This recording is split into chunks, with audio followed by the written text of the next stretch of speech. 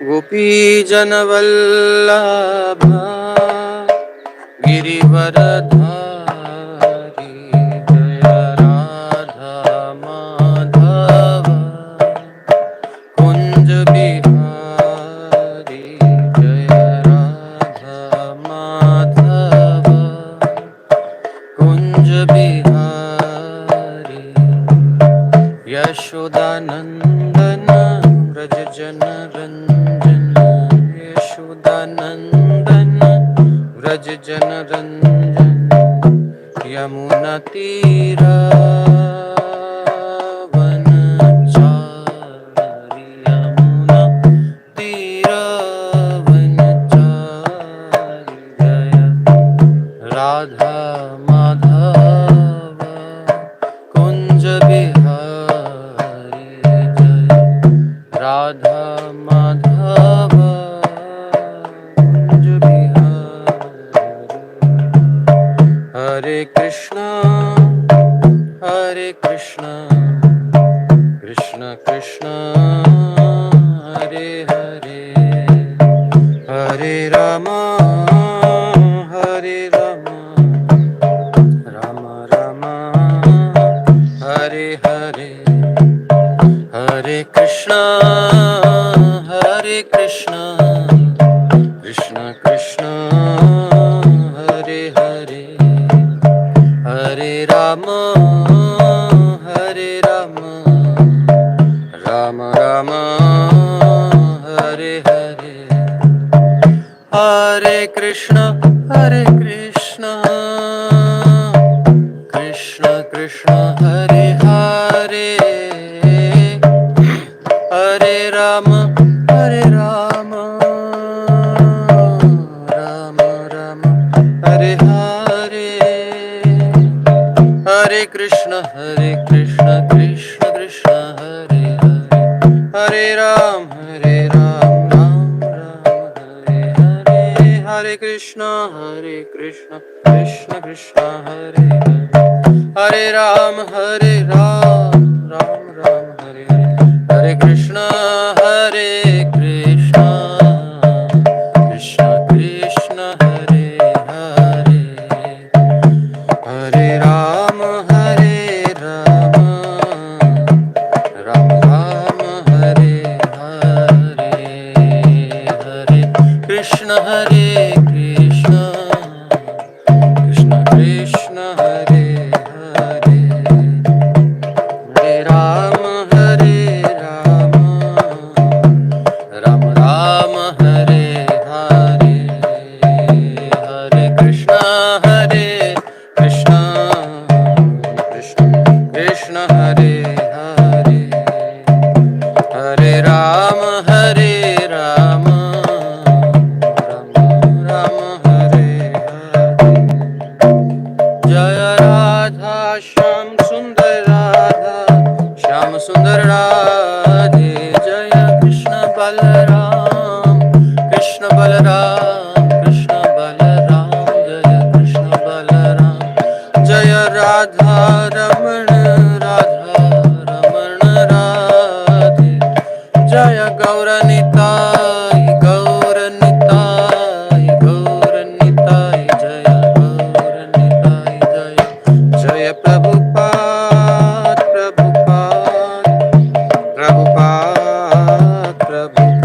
निताय गौर हरि बोल हरि बोल हरि बोल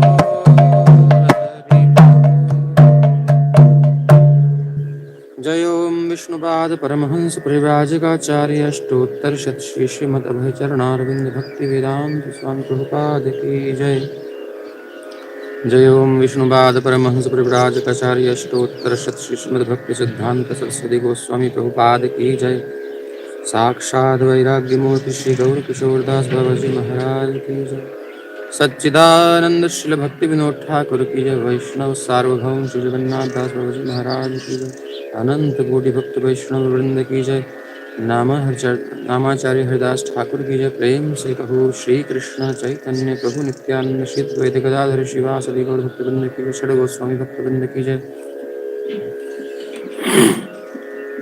जय श्री राधा कृष्ण गोप गोपीनाथ श्याम कुंड राधा कुंड गिरी गोवर्धन की जय, वृंदावन मथुरा धाम की जय, मायापुर नवद्वीप धाम की जय, पुरुषोत्तम क्षेत्र जगन्नाथपुरी धाम की जय, जगन्नाथ बलदेव सुभद्रा महारानी की जय, श्री गंगा माई यमुना माई भक्ति देवी तुलसी महारानी की जय, युग धर्म हरिनाम संकीर्तन की जय, श्रीमद्भागवत महापुराण की जय, श्रीमद्भागवत भगवान की जय, श्री राधा रमण लाल की जय, राधा श्याम सुंदर ललिता विशाखा की जय, श्री कृष्ण बलराम की जय, श्री श्री गौरनिताई की जय, जगत गुरु श्री प्रभुपाद की जय, सभी समुपस्थित भक्तवृंद की जय, सभी एकत्रित भक्तवृंद की जय, सभी उपस्थित भक्तवृंद की जय। ताय गौर प्रेमानंदे हरि हरि।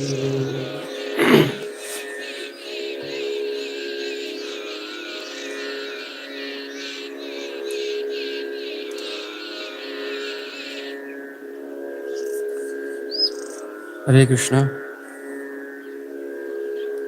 सभी का स्वागत इस प्रारंभ के जो दिनों में जो महात्म चल रहा है, इसमें सभी का स्वागत है।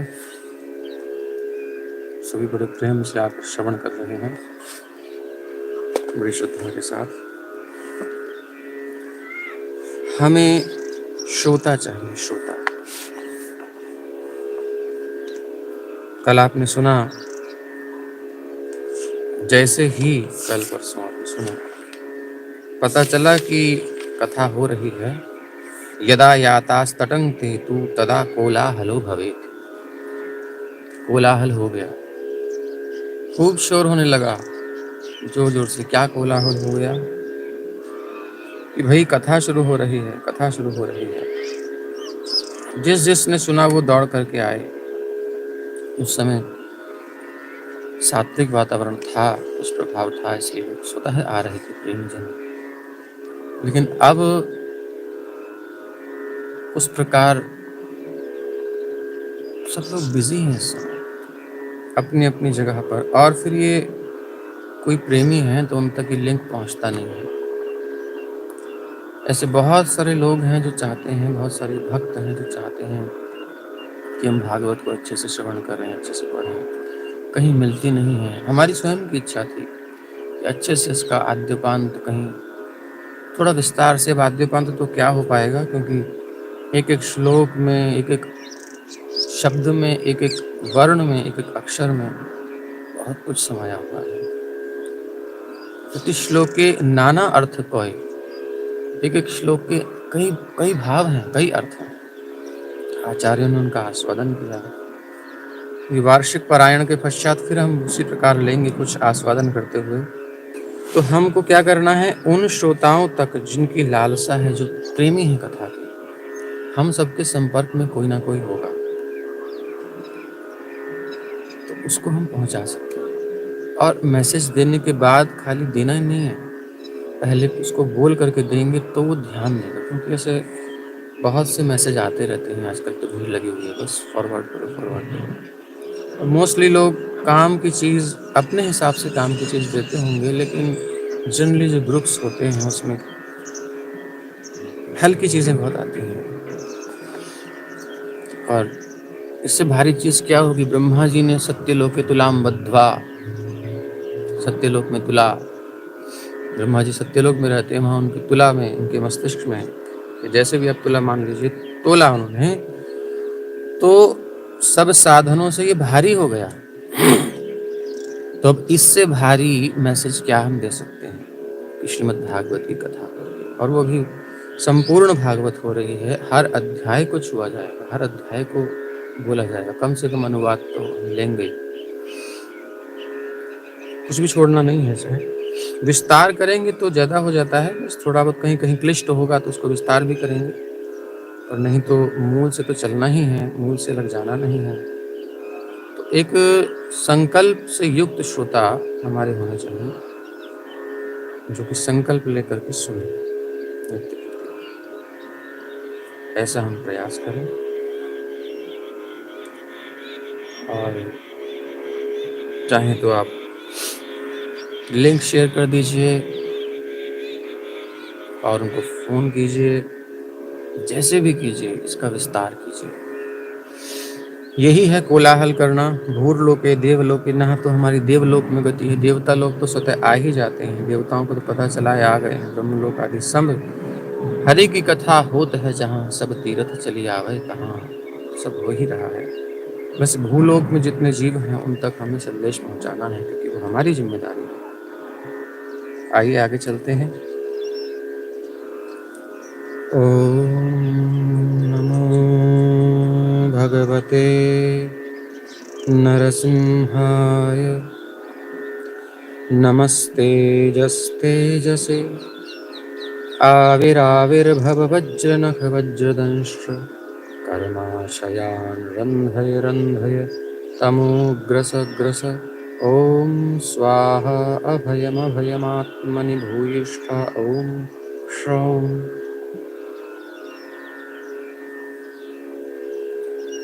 ॐ नमो भगवते वासुदेवाय।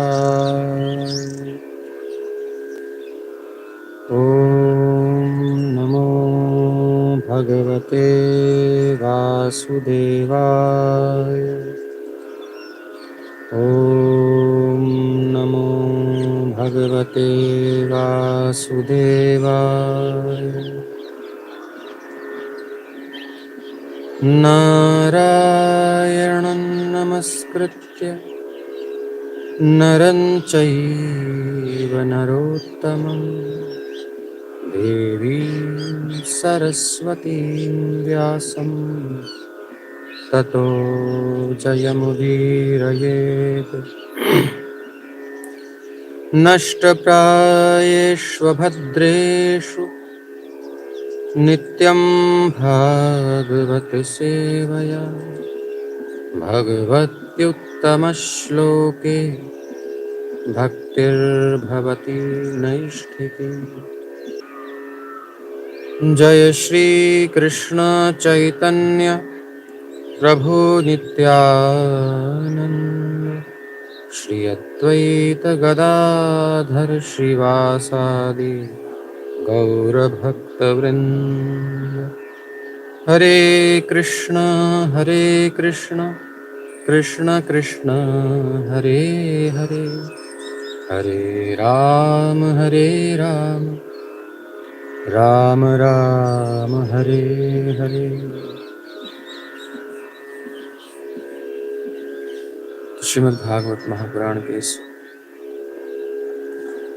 निर्गुण त्रिगुणातीत अर्थात पुराण भी निर्गुण पुराण है, जो तीनों गुणों से परे है, शुद्ध सत्व में जहां हमें जाना है वहीं से ये खींचेगा।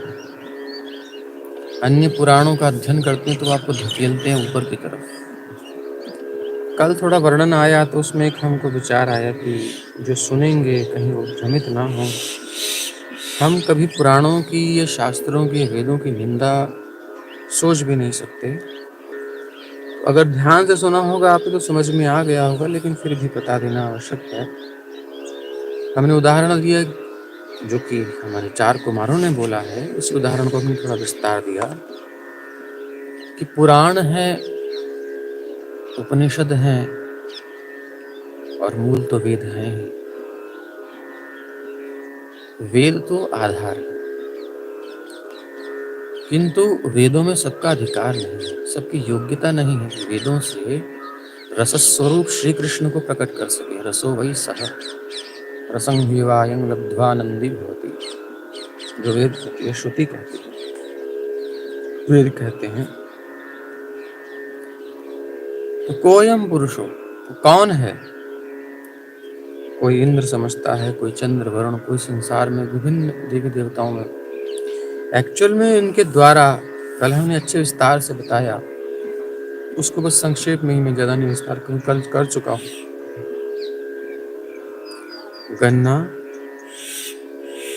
गन्ने में रस है, तो जो खोई है, जो कि रस के बाद बचती है, कोल्हू में पीड़ा जाता है। तो वास्तव में वेद का लक्ष्य श्री कृष्ण की प्राप्ति है, पुराणों का लक्ष्य श्री कृष्ण तक जीव को पहुंचाना है। लेकिन हम उनको केवल एक ही सीमित दृष्टि से नहीं देख सकते, समझ सकते, पकड़ सकते, प्राप्त कर सकते।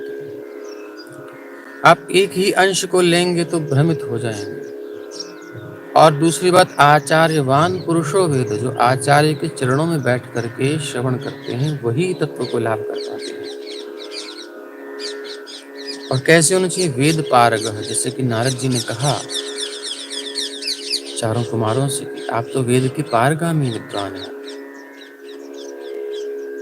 ऐसा कोई विद्वान आचार्य मिले तब हम उस रहस्य को प्राप्त कर पाएंगे। तो उसी को भगवान ने भगवद गीता में हमें दे दिया, और वही श्रीमद् भागवत में है।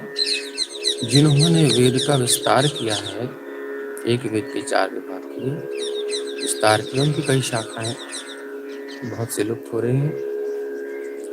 तो सबका मूल उद्देश्य जो है वो है रस की प्राप्ति। रसम ह्येवायम लब्ध्वा आनंदी भवति, आनंदित होना, आनंद स्वरूप भगवान को, आनंद कंद को प्राप्त करना, बस लक्ष्य यही है ना।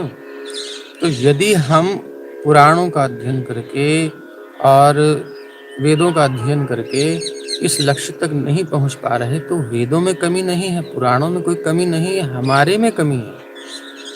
मल हमारे अंदर है, त्रुटि हमारे अंदर है, अयोग्यता, अनधिकारिता हमारे अंदर है। उसको दूर करने के लिए हमें प्रयास करना चाहिए। यदि उसी मार्ग से आना है तो अच्छे से किसी आचार्य का वर्णन कीजिए। षडंग वेद का अध्ययन करना है तो षडंगों का पूरे से अध्ययन कीजिए। इतना समय कहाँ है, होश ही नहीं होता आदमी को, बचपन से लगना पड़ेगा, वेद अध्ययन करना है प्रॉपर। तो इनके लिए ये है कि आपके पास समय, शक्ति, योग्यता सब चाहिए। हमें र का उच्चारण करना ही नहीं आता।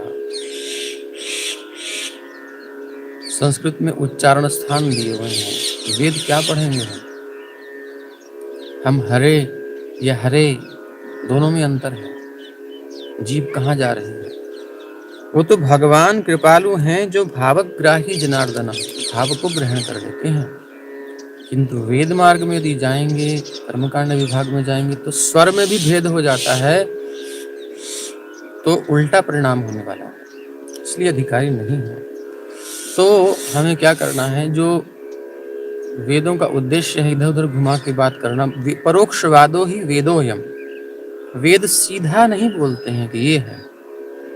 वेद की भाषा ऐसी है जैसे कि स्त्री अभी तो नहीं होती है ऐसी, पहले अपने पति का नाम नहीं लेती है डायरेक्ट। पति उसके यहाँ आए, उसकी सहेलियों ने कहा कि तुम्हारे पति कौन से हैं? तो 7-8 उनके फ्रेंड बैठे थे दोस्त, झरोखे में से देख के बताती वो वाले। बोले वो जो काली टी शर्ट पहने, उनके बगल वाले, ऐसे करके इंगित कर करके, अच्छा वो अच्छा वो, अच्छा। तो नाम नहीं लिया, स्पष्ट नहीं बताया, अभिधा वृत्ति से नहीं बताते। परोक्षवादो ही वेद है, बाला नाम अनुशासनम। तो इस प्रकार वेद की एक भाषा है, वो सीधी नहीं बताती है। तो विद्वान पुरुष जो पारगामी है वही समझ पाते हैं उनकी भाषा। हम लोग तो भ्रमित हो जाएंगे, उसमें जाने क्या क्या लिखा है, ऐसे लगेगा। इसलिए हमारे लिए व्यासदेव जी ने इस क्लास में निकाल करके गन्ने का जूस दे दिया। अब तुम समझ ही नहीं पा रहे कि क्या बताया जा रहा है वेद में, तो सीधा सीधा भगवान ने बताया, वेद ऐश्च सर्वैर अहम एव वेद्यो, वेद का सार मैं ही हूँ, मुझे प्राप्त कर लो, मेरे भजन में लग जाओ। मन मना भव मद भक्तो मध्याजी माम नमस्कुरु। बस इतना अगर हमें समझ में आ गया, श्री कृष्ण भगवान है, कृष्णस्तु भगवान स्वयं, और उन्हीं का सब कुछ है, सब कुछ उनसे उत्पन्न होता है, उनसे श्रेष्ठ कोई तत्व नहीं है। सारे शास्त्र उन्हीं की उपासना के लिए हमें प्रेरित करते हैं। तो हमने वेद पढ़ लिए, हमने सारे अनुष्ठान कर लिए, सब कुछ कर लिया, कुछ आवश्यकता नहीं है, क्योंकि उसका फल हमें प्राप्त हो गया, उसमें श्रद्धा हो गई हमारी। इसलिए श्रीमद् भागवत का अध्ययन पर्याप्त है। अन्यत्र अगर हम जाएंगे तो हमारी योग्यता ना होने के कारण भ्रमावहै, जो चारों कुमारों ने कहा कि अन्यत्र पुराणों को पढ़ने से क्या आवश्यकता, अन्य शास्त्र में जाने की क्या आवश्यकता है, व्यर्थ का भ्रम ही बढ़ेगा। इसलिए एकमात्र भागवत शास्त्र गरज रहा है कि मैं तुम्हारा सब काम कर दूंगा, आ जाओ मेरे शरण में। और समस्त शास्त्र इसका अनुमोदन करते हैं। गायत्री भाष्य भूतो सब असौ श्रीमद् भागवत जो है गायत्री का भाष्य है और इसका हम चर्चा आगे करेंगे। फिलहाल एक कल की बात को थोड़ा सा हमें लेना था, तो हम श्रीमद् भागवत का आश्रय लें। उसके सभी अधिकारी हैं, कोई भी इसका आश्रय ले सकता है। विवरण आएगा आज के प्रसंग में।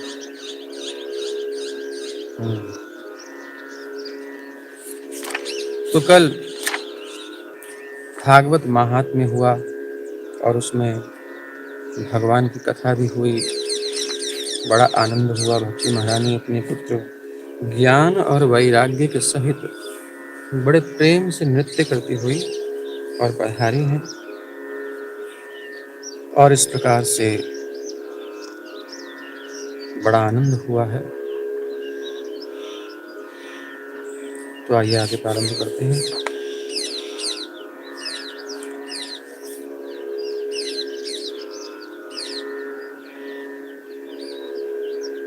अथ चतुर्थोऽध्यायः। पिछले श्लोक को थोड़ा ले लेते हैं ताकि जुड़ जाए। कल अंतिम श्लोक में कहा गया कि भूलोक में ये भागवत रस, इस पृथ्वी में ये भागवत साक्षात परब्रह्म का विग्रह है। हम इसकी महिमा कहाँ तक वर्णन करें। इसका आश्रय लेने से, इसका आश्रय लेकर सुनाने से तो सुनने और सुनाने वाले दोनों को ही भगवान श्री कृष्ण की समता प्राप्त हो जाती है। कृष्ण समताल मलम अन्य धर्मैः अलम अन्य धर्मैः। कृष्ण की समता का मतलब कुछ लोग ऐसा लगा लेते हैं कि हम भगवान बन जाते। ऐसा नहीं है। जीव कभी भगवान, नर कभी नारायण नहीं बन सकता। अगर बनता तो नर नारायण ऋषि युगल में तपस्या ना करते, वो नर नारायण ही बन गए होते अब तक। इसलिए जीव कभी भगवान नहीं बन सकता, नर कभी नारायण नहीं बन सकता। समता का अभिप्राय है अभी हम भगवान से विमुख हैं और अपने आप को शरीर प्रकृति का उत्पाद मानते हैं, संसारी मानते हैं, संसार के संबंधों को अपना मानते हैं, संबंधियों को, कि मैं और मेरा संसार संबंधी है हमारा। मगर ये भगवान से हमारा संबंध नहीं है, ये तो व्यर्थ का भ्रम है।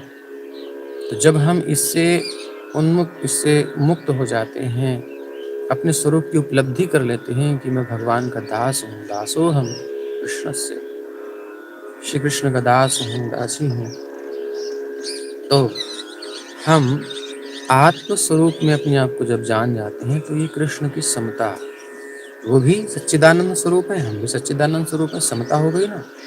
तो गुणों में साम्य है लेकिन मात्रा में साम्य नहीं है। जैसे अग्नि विशाल अग्नि और उसकी चिंगारी, कभी समानता नहीं हो सकती, लेकिन समानता गुणों में हो सकती है। वो भी चमक रही है, वो भी चमक रही है, वो भी ताप देने वाली है, वो भी ताप देने वाली है। तो इस कारण से समता का अर्थ ये है। और अंत में कहते हैं अलम अन्य धर्मैः। इसे छोड़कर अन्य धर्मों से क्या प्रयोजन, अन्य कर्तव्यों से क्या प्रयोजन। अन्य जो भी आप जाएंगे, कहीं मत जाओ। कहने का अभिप्राय भागवत में आए हो तो यहीं आ जाओ। अब आप कहोगे कि जहां देखो वह यही कहते हैं, मगर देखना पड़ेगा तारतम्य। तारतम्य ये सर्वश्रेष्ठ स्थिति है। यहाँ पर जब कह रहे हैं तो अन्य सब नियमों को, एक विशेष नियम होता है, एक साधारण नियम होता है व्याकरण में। एक सूत्र साधारण है, उसको बांध कर विशेष नियम आता है। अगर वो विशेष नियम लग गया तो पुराने सारे नियम खत्म। और उससे ऊपर आता है अपवाद। यदि अपवाद कहीं आ गया तो वो विशेष नियम भी खंडित हो जाता है, उसको मात कर वो अपवाद अपने आप को स्थापित कर देता है।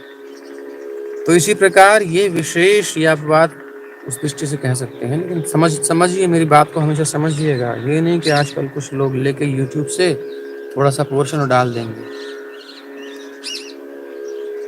और मूर्ख लोग उसको सुन करके जाने कहाँ फैला देंगे। अब हमने कल कहा पुराणों को पढ़ने की आवश्यकता नहीं। अब किस प्रसंग में पीछे क्या था और आगे क्या था कोई मतलब नहीं। अब इसको आप फैला दोगे तो लोग जूते मारेंगे हमें। ऐसे मूर्ख लोग जो होते हैं उनको हम प्रणाम करते हैं, हम पर दया करें। अगर आपको समझ में नहीं आया है तो पूछ लें, किसी विद्वान से जाकर के बता दें, कम से कम पढ़ लें पहले क्या लिखा है।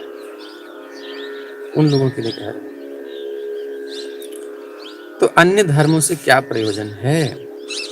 केवल यहीं आ जाओ, सब कार्य हो जाएगा। सूत उवाच अथ वैष्णव चित्तेषु दृष्ट्वा भक्तिमलौकिकीं निजलोकं परित्यज्य भगवान् भक्तवत्सलः। उस समय क्या हुआ? कल जो कथा थी, अपने भक्तों के चित्त में अलौकिक भक्ति का प्रादुर्भाव हुआ देखकर भक्तवत्सल भगवान, जब कोई सच में दत्तचित्त होकर के कथा श्रवण करता है ना, तो भगवान रह नहीं सकते, आ जाते हैं और भगवान प्रादुर्भूत हो गए, आविर्भूत हो गए। कैसे हैं? वनमाली, वनमाला गले में धारण किए हुए हैं। घनश्याम, घनश्याम स्वरूप उनका वर्ण है, मेघा जल भरे मेघ के समान। पीतवासा, पीतांबर धारण किए हैं। मनोहरः, मन को हरण करने वाले हैं, बड़ा प्यारा रूप है। कांची कला पुरुचिरो, कमर में करधनी है, कटि प्रदेश में, और जो है सिर पर मुकुट है, लसन मुकुट कुंडल, और कानों में कुंडल है। त्रिभंग ललितश्चारु कौस्तुभेन विराजितः, और त्रिभंग ललित मुद्रा में, आप देख रहे हैं ना, ऐसे काफी गर्दन, यहाँ से भंग है, सीधे खड़ा होता है आदमी, फिर जब टेढ़ा होता है तो भंग हो गया ना, गर्दन थोड़ी सी मुड़ी, फिर कटी थोड़ी सी मुड़ी हुई है, दूसरी जगह भंग हुआ है, फिर चरण मुड़े हुए हैं, तीसरी जगह भंग, तो त्रिभंग। और ललित है, बड़ी प्यारी मूर्ति है, बड़ा प्यारा सुंदर स्वरूप है। और ये मानो कह रहे हैं हम टेढ़े हैं, इतनी जल्दी आएंगे नहीं आपके हृदय में, धैर्यपूर्वक सुनते रहिए, जब देखेंगे कि हाँ पक्का है तब आएंगे। और आने के बाद फिर कहोगे भैया निकलो, तो निकलने वाली नहीं है। टेढ़ी चीज घुसती नहीं है, पहले घुस जा तो निकलती नहीं है। इसलिए भगवान श्री कृष्ण मानो कह रहे हैं आने वाले नहीं, और आ गए तो छोड़ने वाले भी नहीं है, तुमको लेकर के जाएंगे अपने धाम। तब आपको देख लेना है कि क्या मूड है आपका। त्रिभंग ललितश्चारु कौस्तुभेन विराजितः, सुंदर कौस्तुभ मणि विराजित है वक्षस्थल पर। कोटि मन्मथ लावण्यो, ऐसा लावण्य है, सौंदर्य है कि करोड़ों कामदेव भी बेचारे मूर्छित हो जाएं। करोड़ों कामदेव, अरे संसार को तो एक कामदेव ने नचा रखा है, यहाँ करोड़ों कामदेव मूर्छित हो रहे हैं। ऐसा सुंदर श्याम सुंदर का रूप है। हरिचंदन चर्चितः, और श्री अंग हरिचंदन से चर्चित है। हरिचंदन क्या है भाई?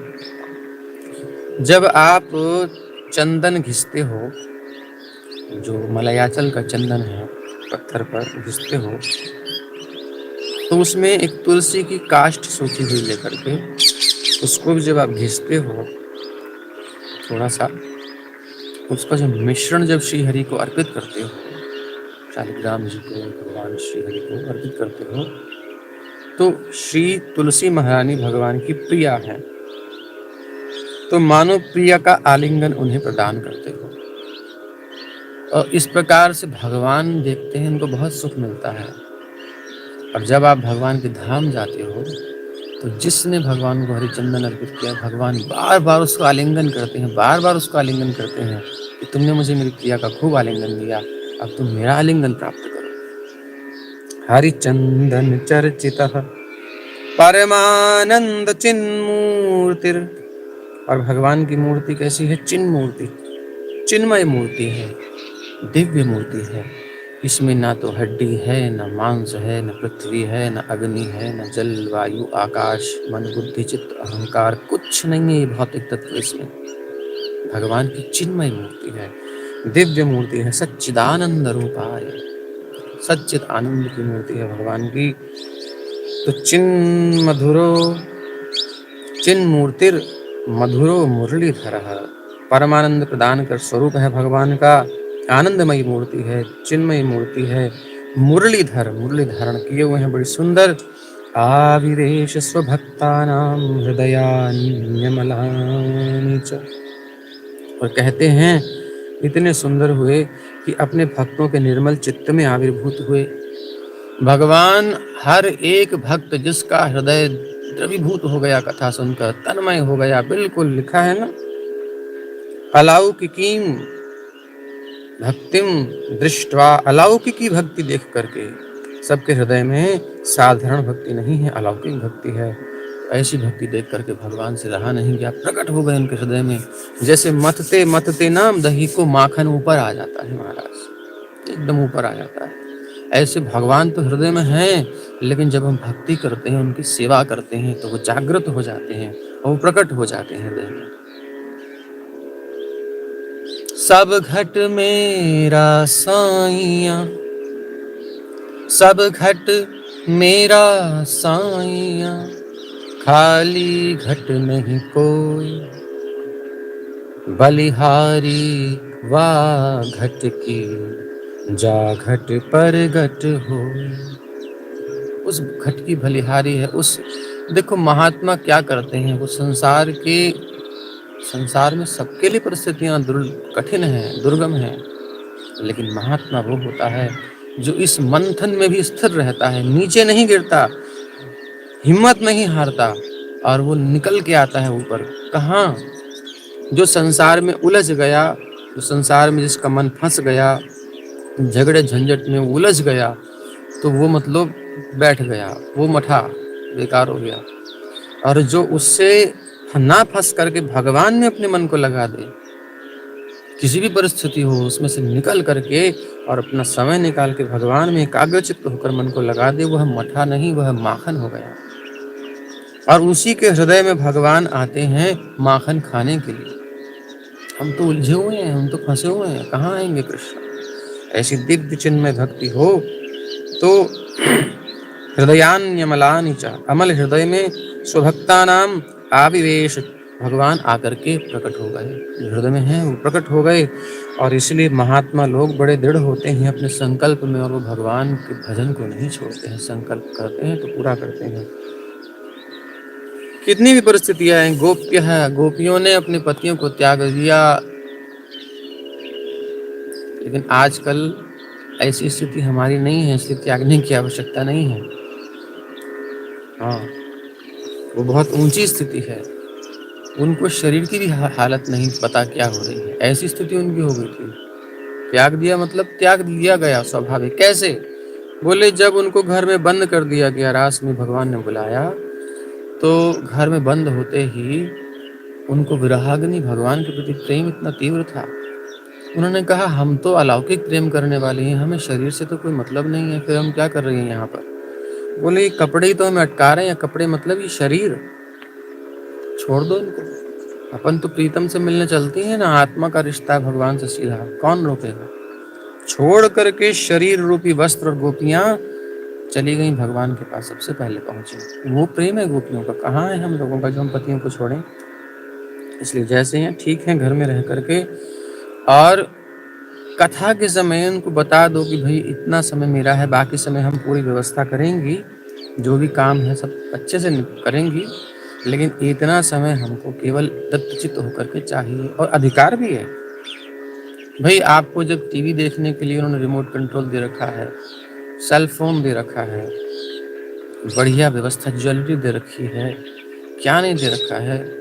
हर कामना पूरी करते हैं तो ये भी करेंगे, तो सेवा बढ़िया से करिए और सब चीज़ें बंद करके व्यर्थ की और कथा में मन लगाइए, बस हो गया, सरल है। हम पर इस समय वर्तमान स्थिति में ये ठीक है। हाँ, अगर ऐसी स्थिति हो जाए गोपियों वाली तो फिर तो कोई बात ही नहीं है, फिर तो शरीर छोड़ के भी जा सकते हो, कोई बात नहीं, जाओ छोड़ के पतियों को। तो आविवेश स्वभक्तानां हृदयान्यमलानि च, भगवान प्रकट हो गए हृदय में। और वैकुंठवासिनो ये च वैष्णवा उद्धवादयः, तत्कथा श्रवणार्थं ते गूढ़रूपेण संस्थिताः। वो परमानंद चिन्मूर्ति भगवान के नित्य गोलोक निवासी लीला परिकर उद्धव आदि वहां गुप्त रूप से उस कथा को सुनने के लिए आए हुए थे। जहां भी कथा होती है शुद्ध भाव से वहाँ सारे गोलोक के वैष्णव जन अदृश्य रूप से पधारते हैं। स्पष्ट लिखा है, अदृश्य रूप से आए थे, गूढ़ रूपेण संस्थिता, गूढ़ रूप से आए थे। तुलसीदास जी के बारे में आप सुनते ही हैं कि हनुमान जी वृद्ध के रूप में आते थे। भूत ने बताया कि हनुमान जी आते हैं तुम्हारी कथा सुनने। अच्छा, बोले सबसे पहले आते हैं, सबसे बाद में आते हैं। तो गूढ़ रूप में आए थे, एक वृद्ध के रूप में पकड़ लिया चरण को। तो आपको पता ही कथा। तो मतलब भगवान के भक्त भी आते हैं गूढ़ रूप से, अदृश्य रूप से, गुप्त रूप से। उनकी कई विधियां हैं, कैसे भी आ सकते हैं। तो क्या हुआ, तदा जय जया रावो रस पुष्टिरलौकिकी, चूर्ण प्रसून वृष्टिश्च मुहुः शंखवरोप्यभूत्। तदा जय जया रावो, जय जयकार होने लगी, जय हो जैसे भगवान प्रकट हुए। चूर्ण प्रसून वृष्टिश्च मुहुः शंखरोप्यभूत, शंख रवोप्यभूत। शंख का रव यानी शब्द होने लगा, शंख का शब्द भी होने लगा। सबने जय जयकार की। श्री श्री राधा रमण लाल की जय, श्री श्री कृष्ण बलराम की जय, श्री राधा रानी की जय। जय जय होने लगी, शंख का शब्द होने लगा, जिसके तत्सभा संस्थितां च देह गेहात्म विस्मृतिः, दृष्ट्वा च तन्मयावस्थां नारदो वाक्यमब्रवीत्। तत्सभा संस्थितानां च, उस सभा में जो स्थित थे, यानी भागवत भगवान की कथा में जो उपस्थित थे। तत्सभा संस्थितानां च देह गेहात्म विस्मृतिः, उन्होंने अपना देह शरीर, गेह अपना घर, आत्म अपने अपने को भी भूल गए हो, यानी कि मैं हूं, ये थॉट भी उनके माइंड में नहीं है। सोचिए कितनी बड़ी स्थिति है। क्या हम अभी अपने घर को भूल के बैठे हैं कि मैं अपने घर में हूं? नहीं, याद है, जहां भी हम हैं हमको स्मृति है। क्या हम भूल गए कि मैं बॉडी हूं, शरीर हूं? नहीं भूले।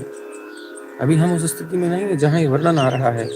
देह गेह और आत्म विस्मृति, उसके बाद आती है कि अपनी भी विस्मृति की मैं भी हूं।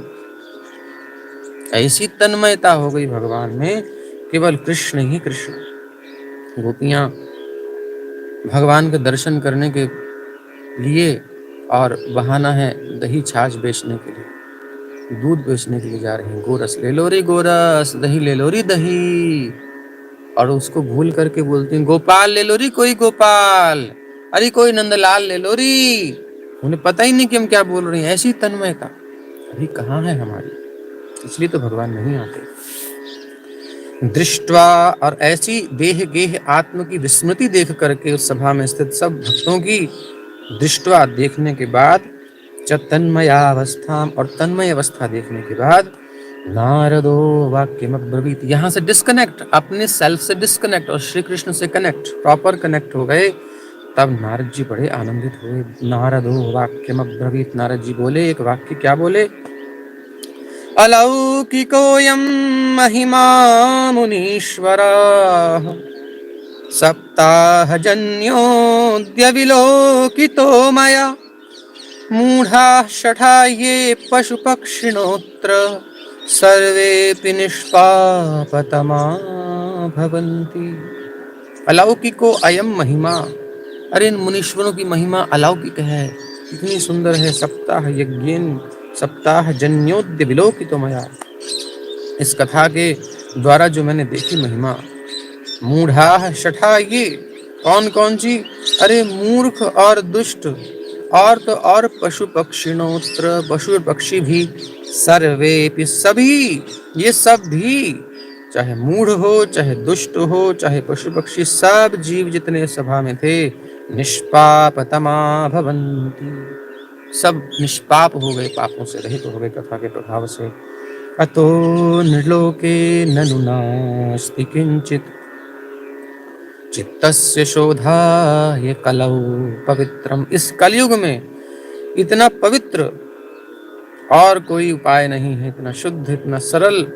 बोले अतो नृलोक, इस मनुष्य लोक में, ननु ना अस्ति किंचित, किंचित कोई भी नहीं है उपाय, जरा सा भी, चित्तस्य शोधाय, चित्त को शुद्ध करने के लिए। सारे शास्त्रों का उद्देश्य क्या है? हमारे चित्त का शोधन। सब जगह ठीक है, बाहर सब ठीक है, एक बात हमेशा याद रखनी है, सारे शास्त्र को हम अध्ययन करते हैं, हम अभी कथा भी सुन रहे हैं, तो उसका उद्देश्य ये नहीं है कि फलाने में वो दोष दिखे, फलाने में वो दोष देखो, उसने ऐसा किया, वो ऐसा। बंद काम कर दो, अभी सुनो ध्यान से, वर्णन आएगा। ये सूत्र हैं, इनको आप अपनी नोटबुक में लिखो और बाद में कथा के बाद जब भी मौका लगे एक बार देख लिया करो दिन में, अगर आगे जाना है अध्यात्म पथ पर। अन्यथा कथाएं तो बहुत होती हैं, सुन सुन के लोग उसी काम को करते रहते हैं, कुछ लाभ नहीं होता। समस्त शास्त्रों का मूल उद्देश्य है कि हमारे चित्त की शुद्धि हो। चित्त शुद्ध हो जाएगा तभी भगवान प्रकट होंगे, तभी आनंद प्रकट होगा, तभी सुखमय जीवन होगा। संसार में बाहर भी जो दोष दिखाई दे रहे हैं वो हमारे चित्त की अशुद्धि के कारण है। अब एक बात बताओ, कोई भी काम आदमी करता है गलत, कोई भी चीज गलत होती है, कष्टकारक होती है, तो पहले वो कहाँ आती है? सबसे पहले वो कहाँ आती है? सबसे पहले हमारे चित्त में आती है। किसी को हम गाली देते हैं, किसी को हम ठगते हैं, किसी के साथ गलत काम करते हैं, तो पहले मन में तो आता है ना। मन में क्यों आता है? क्योंकि संस्कार खराब है हमारे, दूषित है हृदय, गंदा है, शुद्ध नहीं। और जिनके शुद्ध संस्कार होते हैं, शुद्ध उनका हृदय होता है, उनको शुद्ध विचार आते हैं, उनके हित के विचार आते हैं। ये सब आप इस चीज में देखोगे कि इसमें दोनों प्रकार के व्यक्तित्व मिलेंगे भागवत जी में और सब जगह। तो नारद जी यहाँ जो बता रहे हैं, विस्तार अधिक न करते हुए ये कह रहे हैं कि चित्तस्य शोधाय, चित्त की शोधन के लिए कलौ, इस कलयुग में, और जगह होगा ठीक है और युग में, बट इस कलयुग में पवित्र शास्त्र भागवत के अलावा अघौघ विध्वंस करम, पापों को धोकर के बहाने वाला, नष्ट कर देने वाला, तथैव कथा समानम भुवि नास्ति चान्यत, इस कथा के समान भुवि, इस पृथ्वी पर ना अस्ति, नहीं है, चा अन्यत, कुछ और। इतनी दृढ़ श्रद्धा हमारी भागवत कथा में होनी चाहिए, ना अन्यत, कहीं और कोई उपाय नहीं है। नारद जी स्वयं बोल रहे हैं, चित्त की शुद्धि अन्य उपायों से, कर्म से, ज्ञान से, योग से होती है, किंतु यथा कथा से होती है, तथा वहां ऐसी नहीं होती। ये बिल्कुल आगे वर्णन आएगा, सब आप देखेंगे कि सलिलस्य यथा शरद, जैसे सलिल यानी कि जल जो होता है, जब शरद ऋतु आती है बरसात के बाद, उसमें बिल्कुल स्वच्छ क्रिस्टल क्लियर हो जाता है, तनिक भी गंदा नहीं होता। शुद्धि होती है तो परमानेंट होती है, दिव्य होती है। इसलिए लेकिन नियम से हम श्रवण करें, अपनी तरफ से गंदगी ना फैलाएं। इधर से तो हम सफाई कर रहे हैं, उधर से गंदगी डाले जा रहे हैं, तो कैसे काम बनेगा? इसलिए तत्वचित्त होकर के सुने, निश्चित प्रभाव होता है। तो हमारे समस्त शास्त्रों का उद्देश्य है चित्त का शोधन। अगर चित्त का शोधन हो रहा है, पता कैसे चलेगा? चित्त का शोधन का पता चलेगा कि हमारा मन भगवान की कथा में लग रहा है कि नहीं लग रहा, श्री कृष्ण के नाम में लग रहा है कि नहीं लग रहा। अरे भाई, सोना कंचन खरा है कि नहीं पता कैसे चलता है? कसौटी, जो काली काली कसौटी होती है बाकी ऊपर, या कसौटी के ऊपर जब उसको रेख खींचते हैं तो लग जाता है उसमें, सोना शुद्ध है, और नहीं लगता है तो अशुद्ध है। तुलसीदास जी कहते हैं श्याम रूप शुचि रुचिर कसौटी, रुचि शुचिर कसौटी, चित कंचन ही कसई हो। इस चित्त रूपी कंचन को श्याम, देखो बिल्कुल कसौटी ऐसे काले काले, इनमें जहाँ मन लग गयो तब तो मन शुद्ध है गयो, ना तो शुद्ध ना है गयो। और दूसरा प्रमाण दूसरे तरीके से कैसे समझेंगे? लग तो रहा है लेकिन कहीं और तो नहीं लग रहा। अगर संसार में लग रहा है तो अशुद्ध है, और संसार में जितना धकेलो जा करके फिर लौट के इन्हीं के पास आए तो शुद्ध है। तो दोनों तरफ से, इधर देखो लग रहा है तो शुद्ध है, उधर लग रहा है तो अशुद्ध है, इधर नहीं लग रहा है तो अशुद्ध है। एक बार सुन लीजिए ध्यान से, इधर लग रहा है तो शुद्ध है, उधर नहीं लग रहा है तो शुद्ध है, इधर नहीं लग रहा है तो अशुद्ध है, और उधर लग रहा है, नहीं लग रहा है तो शुद्ध है। मतलब समझ गए ना बात? अब समझ जाओ, आगे नहीं बोल रहे, आगे चलते हैं। के विशुद्ध्यन्ति वदन्तु मह्यम। अच्छा एक बात बताइए, के विशुद्ध्यन्ति, कौन कौन जो है ना इससे शुद्ध होते हैं, विशुद्ध होते हैं? विशेष बात आ गई, शुद्ध, शुद्धि और विशुद्धि, वी उपसर्ग लगाया मतलब विशेष शुद्धि, कोई कमी ना रहे। के विशुद्ध्यन्ति वदन्तु मह्यम। हे मुनिवर आप लोग बताइए, बड़े कृपालु हैं, इस संसार के कल्याण का विचार करके आपने एक बड़ा ही निराला मार्ग निकाला है। प्रकाशितः कोपि नवीन मार्गः, एक नया ही मार्ग है, और कृपालु हैं आप, बड़े लोक हितम विचारे, लोक का हित, संसार के जीवों का हित विचार करके आपने बड़ा सुंदर मार्ग निकाला है कि केवल कथा सुनो और चित्त शुद्ध हो जाए, न योग न साधना न कर्मकांड, बहुत झंझट नहीं करना, बस बैठ करके एकाग्र मन से सुनना है। तो महाराज एक बात बताओ कि के विशुद्ध्यन्ति, कौन कौन शुद्ध हो जाते हैं इससे? तो कुमारा ऊचुहु, चारों कुमार कहते हैं, ये मानवा पापकृतस्सु सर्वदा, जो मानव सदा पाप कर्मों में रत रहते हैं, दुराचार रता विमार्गगा, सदा सदा दुराचार में लगे रहते हैं, उल्टे ही रास्ते पर चलते हैं, वेद विरुद्ध मार्ग पर चलते हैं, गलत काम करते हैं, क्रोध से अग्नि में जलते रहते हैं, जब देखो नाक पर क्रोध रखा रहता है, थोड़ी सी बात हुई फुनफुना करके कुछ भी बोल देते हैं, सहनशीलता नहीं है जिनके अंदर, और कुटिलाश, बड़े कुटिल हैं, ऊपर से तो कुछ बोलते हैं लेकिन अंदर कुछ होता है, और कामिनः, बड़ी कामना वासना कामनाएं उनके अंदर भरी पड़ी हैं। सप्ताह यज्ञेन कलऊ पुनन्ति ते, इस यज्ञ के द्वारा भागवत के कलयुग में वो शुद्ध हो जाते हैं। सत्य नहीं ना, देखिए मैं बार बार इसमें कहीं सप्ताह की बात नहीं करूंगा, क्योंकि सप्ताह का लक्ष्य भी यही है।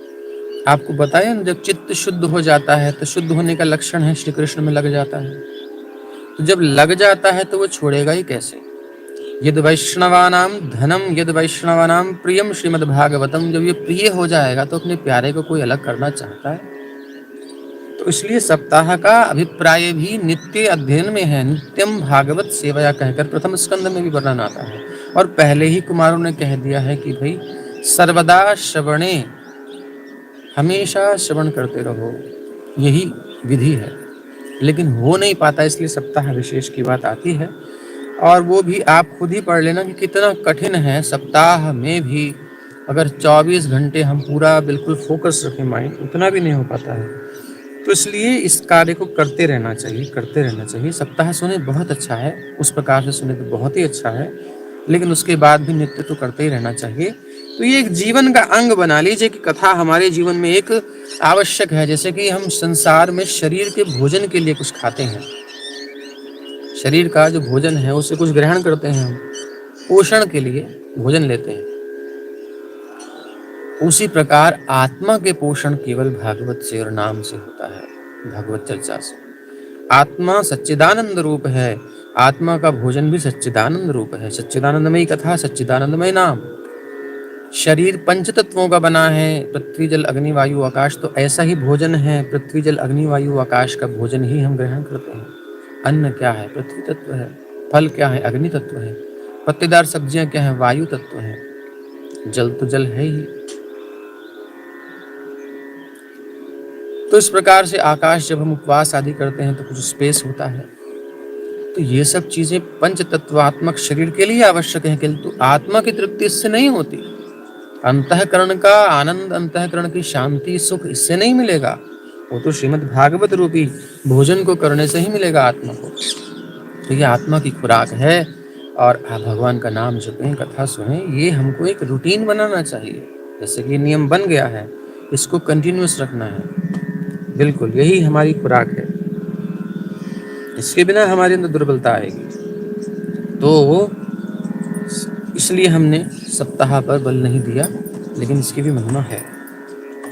सत्येन हीनाः पितृमातृदूषका तृष्णाकुलाश्चाश्रमधर्मवर्जिताः ये दाम्भिका मत्सरिणोऽपि हिंसकाः सप्ताहयज्ञेन कलौ पुनन्ति ते। सत्येन हीना, जो सत्य से हीन है, सत्य नहीं है जीवन में।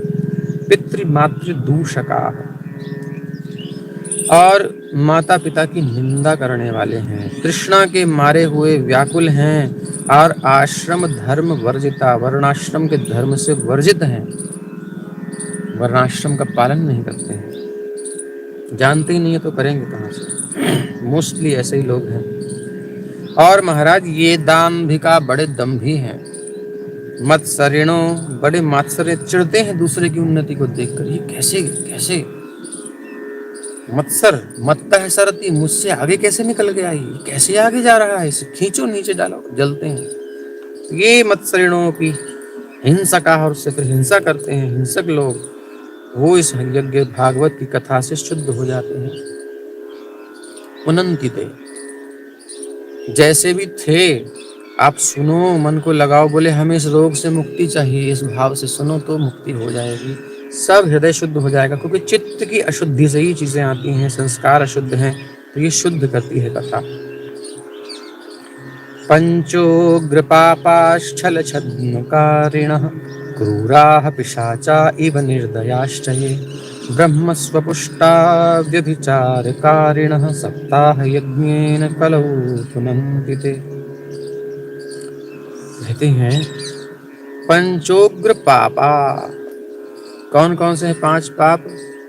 ब्रह्म हत्या है, गुरु पत्नी गमन है, स्वर्ण की चोरी है, और मदिरा पान है, विश्वासघात है। बड़ा खतरनाक, ये महापाप है। पाप तो बहुत है लेकिन ये महापाप है। किसी को विश्वास में लेकर के फिर उसके साथ छल करो, बहुत बड़ा पाप है, इसलिए बचना चाहिए। मदिरा पान बहुत बड़ा पाप है, ब्रह्म हत्या बहुत बड़ा पाप है, स्वर्ण की चोरी बहुत बड़ा पाप है, गुरु स्त्री गमन तो है ही, विश्वासघात भी इसमें आता है, जो हम जनरली करते हैं संसार में आज बहुत दिखता है। किसी को फंसाया प्यार के जाल में, उसके बाद उसके साथ धोखा किया। कितने विश्वासघात आज हो रहे हैं। किसी पशु को पाला है बड़े प्यार से, उसको लगता है कि मेरा मालिक है, उसको काट दिया। ऐसा भी लोग करते हैं ना, बल्क में करते हैं ये काम। ये महापापी लोग हैं जो विश्वास का घात करते हैं। लेकिन चिंता ना करें, अगर वो शुद्ध होना चाहते हैं तो भागवत का आश्रय लें। अब आगे से नहीं करेंगे तो उनका चित्त शुद्ध हो जाएगा। ये दाम्भिका ब्रह्म, और क्रूर हैं, पिशाच इव निर्दयाश्च, पिशाचों के समान निर्दयी हैं। यानी कितनी भी निम्न स्थिति में हो, ब्राह्मणों के धन से पुष्ट होने वाले व्यभिचारी सब कथा से पवित्र हो सकते हैं, कोई चिंता मत करो। लेकिन ईमानदारी से आने के बाद संकल्प होना चाहिए कि अब शुद्ध होना चाहते हैं। कायेन वाचा मनसा पिपातकम् नित्यं प्रकुर्वन्ति शठा हठेन ये परस्वपुष्टा मलिना दुराशयाः सप्ताहयज्ञेन कलौ पुनन्ति ते। जो दुष्ट हैं, कायेन वाचा मनसा पिपातकम्, जो दुष्ट आग्रह पूर्वक सदा सर्वदा मन, वाणी और शरीर से पाप करते हैं। काय से, मन से, वाणी से पाप ही करते रहते हैं। दूसरे के धन से पुष्ट होते हैं, मलिना, मलिन होते हैं, मलिन मन वाले। मन मलिन, हमने बताया ना, मन मलिन है तो उसमें संसार की बातें आएंगी। जिससे कथा सुनेंगे, जिससे कुछ ग्रहण करेंगे, गुरु के प्रति भी दुर्भावनाएं आ जाती हैं। अच्छा, गुरु बनाए ना बनाए, गुरु तो जो आपको ज्ञान दे रहा गुरु हो ही गया, उसके प्रति भी दुर्भावना अगर आ जाती है तो वो भी बहुत बड़ा पाप है। उसका भी उद्धार हो जाएगा लेकिन आगे से गलती ना हो। दुष्ट हृदय वाले दुराशया सप्ताह यज्ञ कलौ पुनन्ति, इस कलयुग में पुनीत हो जाते हैं, स्वच्छ हो जाते हैं, सुंदर हो जाते हैं।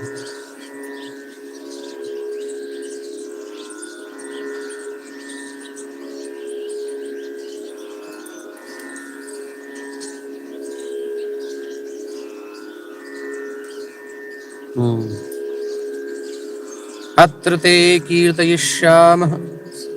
तो नारद जी ने पूछा कि इसका कोई एग्जाम्पल, कोई कोई थोड़ा उदाहरण दीजिए, कहीं ऐसा हुआ है।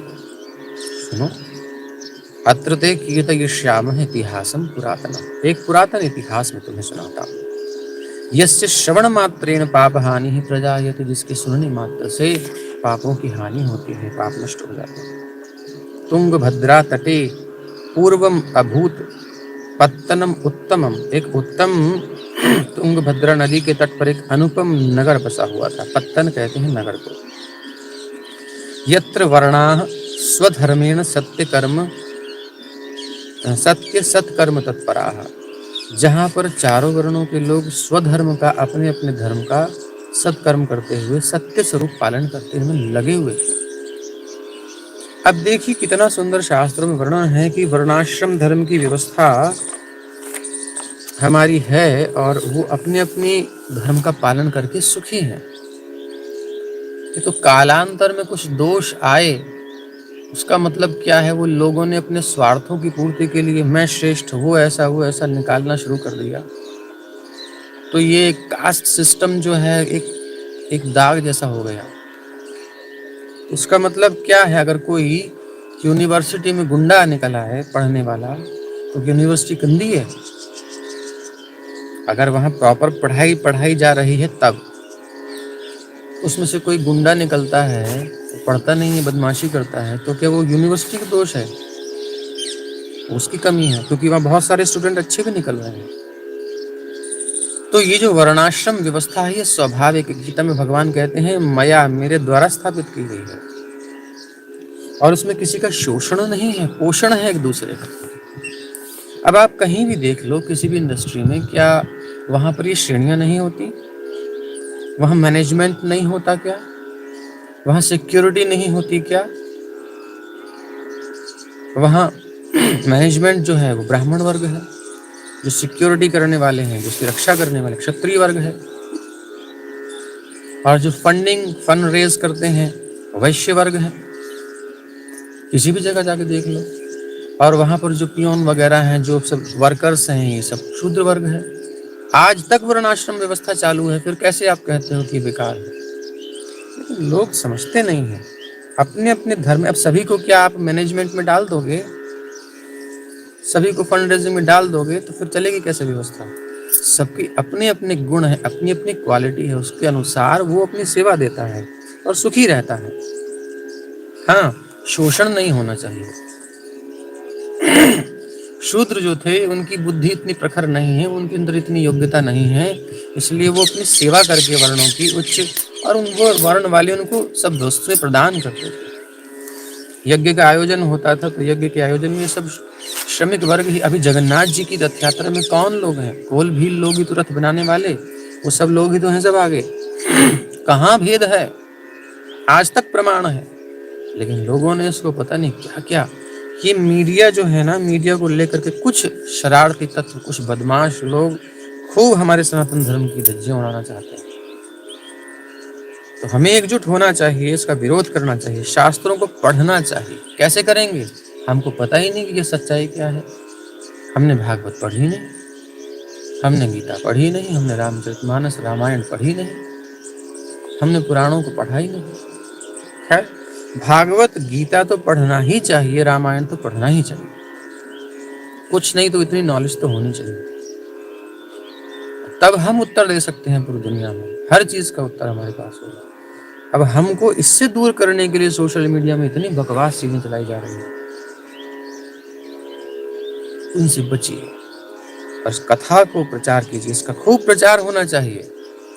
हमारे पास कोई व्यवस्था नहीं है, हमारे पास कोई टीम नहीं है, हम अकेला सब ये सब कार्य भगवान की कृपा से, इनकी कृपा से हो पा रहा है।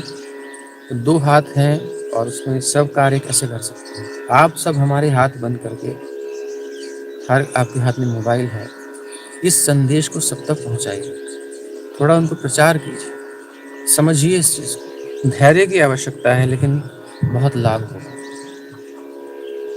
तो ये हम यहाँ पर थोड़ा वर्णन आया, स्वधर्मेण यत्र वर्णा स्वधर्म स्वधर्मेण सत्य सत्कर्म तत्परा। तो वहां पर क्या हुआ, आत्मदेवः पुरे तस्मिन् सर्ववेद विशारदः श्रौतस्मार्तेषु निष्णातो द्वितीय इव भास्करः। और बड़ा सुंदर ब्राह्मण था, विप्र था, नाम था आत्मदेव। तस्मिन पुरे, उस पुरी में निवास करता था, नगर में। सर्व वेद विशारद, सारे वेद की विशारद था। शौत स्मार्तेषु, शौत और स्मार्त में निष्णात था, कर्मों में। द्वितीय इव भास्कर, द्वितीय भास्कर मतलब बहुत तेजस्वी था। भिक्षा से जीवन यापन करता था, घर में कोई कमी नहीं थी, क्योंकि ब्राह्मण की जीविका भिक्षा है। तो अब संपत्ति बहुत थी, लेकिन और संपत्ति अधिक थी, साथ में प्रिया भी थी। एक धुंधली नाम की पत्नी थी, स्ववाक्य स्थापिका, नित्यं सुंदरी सुकुलोद्भवा, सुकुलोद्भवा, सुंदर कुल में उत्पन्न सुंदरी थी। रूप भी अच्छा था, लेकिन स्वभाव अच्छा नहीं था। अब पत्नी रूपवती मिल जाए, लेकिन स्वभाव अच्छा ना हो तो भी गड़बड़ है। इसलिए भैया धुंधली जैसी मत देखना, जो पुरुष वर्ग है। धुंधली जैसी कैसी, ये देख लो। सुंदरी तो बहुत है, लेकिन जब सुंदरी है तो फिर स्ववाक्य स्थापिका, मेरी बात चलेगी, तुम्हारी नहीं चलेगी। मेरी सुननी पड़ेगी तुम्हें, चाहे गलत हो चाहे सही। सही है तो सुनना चाहिए सबको, बट गलत हो तब भी। स्ववाक्य स्थापिका, स्व अपने वाक्य को स्थापित करने वाली। सुनती नहीं है, सुनाती है। तो फिर अब इसको ज्यादा विस्तार नहीं करेंगे। हाँ, तो लोक वार्ता रता क्रूरा प्रायशो बहुजल्पिका। लोक वार्ता में, संसार की बातों में, कृष्ण नाम कीर्तन भजन में मन नहीं लगता है, लेकिन कोई आ जाए तो खूब चर्चा चल रही है। हाँ, अरे भिन्नी फिर क्या हुआ, अच्छा उसके बाद क्या हुआ, अरे बाको का भयो। लोक वार्ता रता, लोक वार्ता में रत है, क्रूर है। प्रायशो बहुजल्पिका, स्वभाव क्रूर था, कुछ न कुछ बकवाद चलती रहती थी। बहुत जल्पिका, बहुत जल्प मतलब संसार की बातें कुछ न कुछ करती रहेगी। शूरा च गृहकार कृत्येषु, और घर के काम करने में भी परफेक्ट थी। ये एक अच्छा गुण था, लेकिन आजकल तो ये दुर्लभ होता जा रहा है। बनाना ही नहीं आता है, कुछ सीखा ही नहीं, क्योंकि मैनेजमेंट किया है और कौन कौन से कोर्स कर लिए हैं, और रसोई में तो गई नहीं है। तो फिर भैया होटल से मंगा लो, वहाँ से मंगा लो, उससे पिज्ज़ा मंगा लो, क्या फ़ायदा फिर। सुख ही नहीं है गृहस्थ बनने का। ये विवाह ही नहीं करना चाहिए अगर ऐसे करना है तो। अपना प्रेम से तुम खुद ही मंगा के खा लो, क्या जरा से सुख के लिए मर रहे हो। भजन करो आराम से। हाँ, तो गृह कृत्येषु शूरा, लेकिन ये अच्छी थी कि भाई इसका घर में परफेक्ट था, बिल्कुल सब काम अच्छे से करती थी, निपुण थी। कृपणा कलह प्रिया, लेकिन कृपण थी, कंजूस थी, इसलिए धन इकट्ठा हो रखा था घर में। जो भी हो, कंजूस थी और कलह प्रिय थी।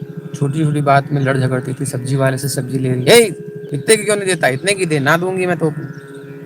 अब वैसे ही ब्यूटी पार्लर में जाकर के कितना खर्च कराएगी, बेचारे सब्जी वाले से झगड़ेगी, गरीब आदमी को परेशान करेंगे, लेकिन वहाँ होटल में इतनी बड़ी बड़ी टिप दे के आएंगे और जूठा उनका खाएंगे और वाह वाह करेंगे। सब ऐसे ही होता है बड़े बड़े होटलों में। बड़े बड़े होटलों के जो कुक हैं, हमारे इस्कॉन डिवोटीज तो सब जगह प्रचार करते हैं, सब लोग बड़े बड़े लोग संपर्क में आते हैं तो सब रहस्य पता है। बड़े बड़े फिल्म स्टार जो खाते हैं क्या खाते हैं, सब्जी जितनी बची होती है ना जो फेंकने वाली, वो सब मिला करके बड़ी फेमस रेस्टोरेंट। और विचित्र कृष्ण प्रभु बता रहे थे, तो वो मिला करके बढ़िया टेस्टी बनाता था, जूठी इतनी सब इकट्ठी करके। और वो फेमस थी उस होटल की, वो सब्जी रेस्टोरेंट की। तो एक दिन उसने, किसी बात से लड़ाई होगी, वो निकला, उसका एक मित्र था जो वहाँ खा रहा था, गुस्से में कहा, तू क्या खा रहा है ये वो ये जो जूठे फेंक करके कुछ बनाते हैं हम, एक जूठी सारी सब्जियां फेंकते हो ना, वो इकट्ठी करके बनाता हूँ, क्या खा रहा है, उसको वहां से निकालना था।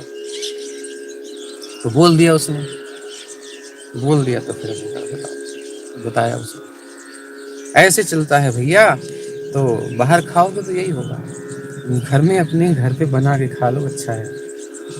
कुछ नहीं बनने को है तो फल खा लो, है माल खूब खाओ, कोई परेशानी नहीं, कमा रहे हो तो घी दूध बादाम लो, अंकुरित मूंग करके खा लो, अंकुरित वस्तुएं करके खा सकते हो, भिगो करके खा लिया सुबह, बढ़िया चलती लाइफ, कोई टेंशन नहीं है। हलवा बना के खा लो, जल्दी बन जाता है। क्या करना है, बाहर खाओगे तो जहर मिलेगा। हाँ, तो कलह प्रिय थी, अपने शौक में तो खूब खर्च करती थी, लेकिन छोटी छोटी बातों में कलह करती थी, तो इसलिए साभल के एवं निवसतोः प्रेमणा दंपत्यो रममाणयोः। लेकिन ब्राह्मण देव बड़े सहनशील थे, शांत थे। बड़ी अच्छी गृहस्थी चलती है, अगर ऐसी पत्नी मिल जाए। पति देव बिल्कुल जी जी, जो आप बिल्कुल ठीक कह रही हैं, आप बिल्कुल ठीक कह रही हैं, बहुत सही कह रही हैं। कोई भी विरोध मत करना, जो सुनाए सुनते रहो चुपचाप, मूर्ति बन के मुस्कुराओ। ये बहुत सुंदर, बहुत सही बात है। उनकी बात सुनते रहो तो आपकी गृहस्थी अच्छी चलेगी। तो इन्होंने ऐसा ही चलाया। प्रेम से रहते थे दंपति और रमण करते थे, खूब आनंद लेते थे। अर्थाह कामस्ततो, मतलब खूब अच्छा चल रहा था। लेकिन हुआ क्या, इन्होंने देखा कि अवस्था बहुत हो गई है और अब हमारी संतान तो हुई नहीं है। तो उन्होंने कहा कुछ पुण्य कर्म करना चाहिए। तो फिर विप्रदेव के अनुकूल थोड़ी हुई, खूब आधा धन उन्होंने दान पुण्य में धर्म कर्म में लगाया, लेकिन संतान नहीं हुई। बड़े उदास वन में गए आत्महत्या के विचार से। एक दासा द्विजो दुखात गृहम त्यक्त्वा वनं गतः। वन में चले गए और वहां एक बहुत प्यासे थे, तो एक सरोवर में पानी पीने के लिए आए, तो वहां बैठ गए। बहुत लंबी लंबी सांसें चल रही हैं, बहुत दुख है, मैं मर जाऊं, क्या करूं, ये जीवन व्यर्थ है, मेरा पुत्र नहीं है। बताइए, कोई कामना आ जाती है ना तो ऐसे नचाती है। कामना से बचो, कामना का कांटा लगा तो बहुत दर्द करता है। अब जितनी बड़ी जितना बड़ा कांटा, मतलब जितनी बड़ी कामना उतना बड़ा दर्द, उतना बड़ा दुख। अब इनको पुत्र नहीं मिल रहा, सारी संपत्ति व्यर्थ है, पत्नी सुंदरी है, व्यर्थ है। अब एक कामना आ जाती है ना तो दूसरी चीज बेकार हो जाती है। आपके पास जो कुछ है बढ़िया चल रहा है, लेकिन कहीं आपने देख लिया, अरे यार ये मिल जाए तो क्या बात है, तो सारा सुख खत्म जो था। अब फंस गई बुद्धि, गौ घूमो। अब ये क्या कर रहे हैं, देखा थी पीत्वा जलम निषण्णस्तु प्रजा दुखेन कर्षितः मुहूर्तादपि तत्रैव सन्यासी कश्चिदागतः। और दोपहर के समय उसे प्यास लगी, तालाब पर आया, बैठा हुआ था। 2 घड़ी बीतने पर वहां पर सन्यासी महात्मा आए। सन्यासी कश्चित आगतः, कोई सन्यासी आए, और जैसे ही उन्होंने आकर के जल पिया, जल पी करके वो चलने लगे, तो इन्होंने उनको कहा महाराज। अब महाराज बोले क्या, वो तो उनकी निश्वसन संस्थितः पुरः, बड़ी तेज सांस ले रहे हैं, बड़े दुख की सांस ले रहे हैं। तो सन्यासी ने पूछा, अरे महाराज क्या हो गया। यतिरुवाच कथम रोदिषि, क्यों रोते हो। विप्र, तुम तो विद्या में प्रवीण हो, तुम्हारे लक्षण देख करके लगता है, लेकिन तुम काते चिंता बलीयसी, तुम्हें चिंता ऐसी कौन सी बलवान चिंता है जिसने तुम्हें सुखा दिया, समस्त वेदाध्ययन व्यर्थ हो गया। देखो ये है, अगर कामना आ जाएगी तो सब व्यर्थ हो जाएगा, कामना नहीं आनी चाहिए। वदत्वम, बोलो बेटा बोलो, सत्वरम, जल्दी बोलो, त्वरा करो, हमको बहुत जल्दी है। मह्यम, मेरे प्रति, स्वस्य दुःखस्य कारणम, अपने दुख का कारण बताओ। ब्राह्मण उवाच, अरे महाराज किम ब्रवीमि, क्या बोलूं। ऋषे दुखम पूर्वपानेन संचितम,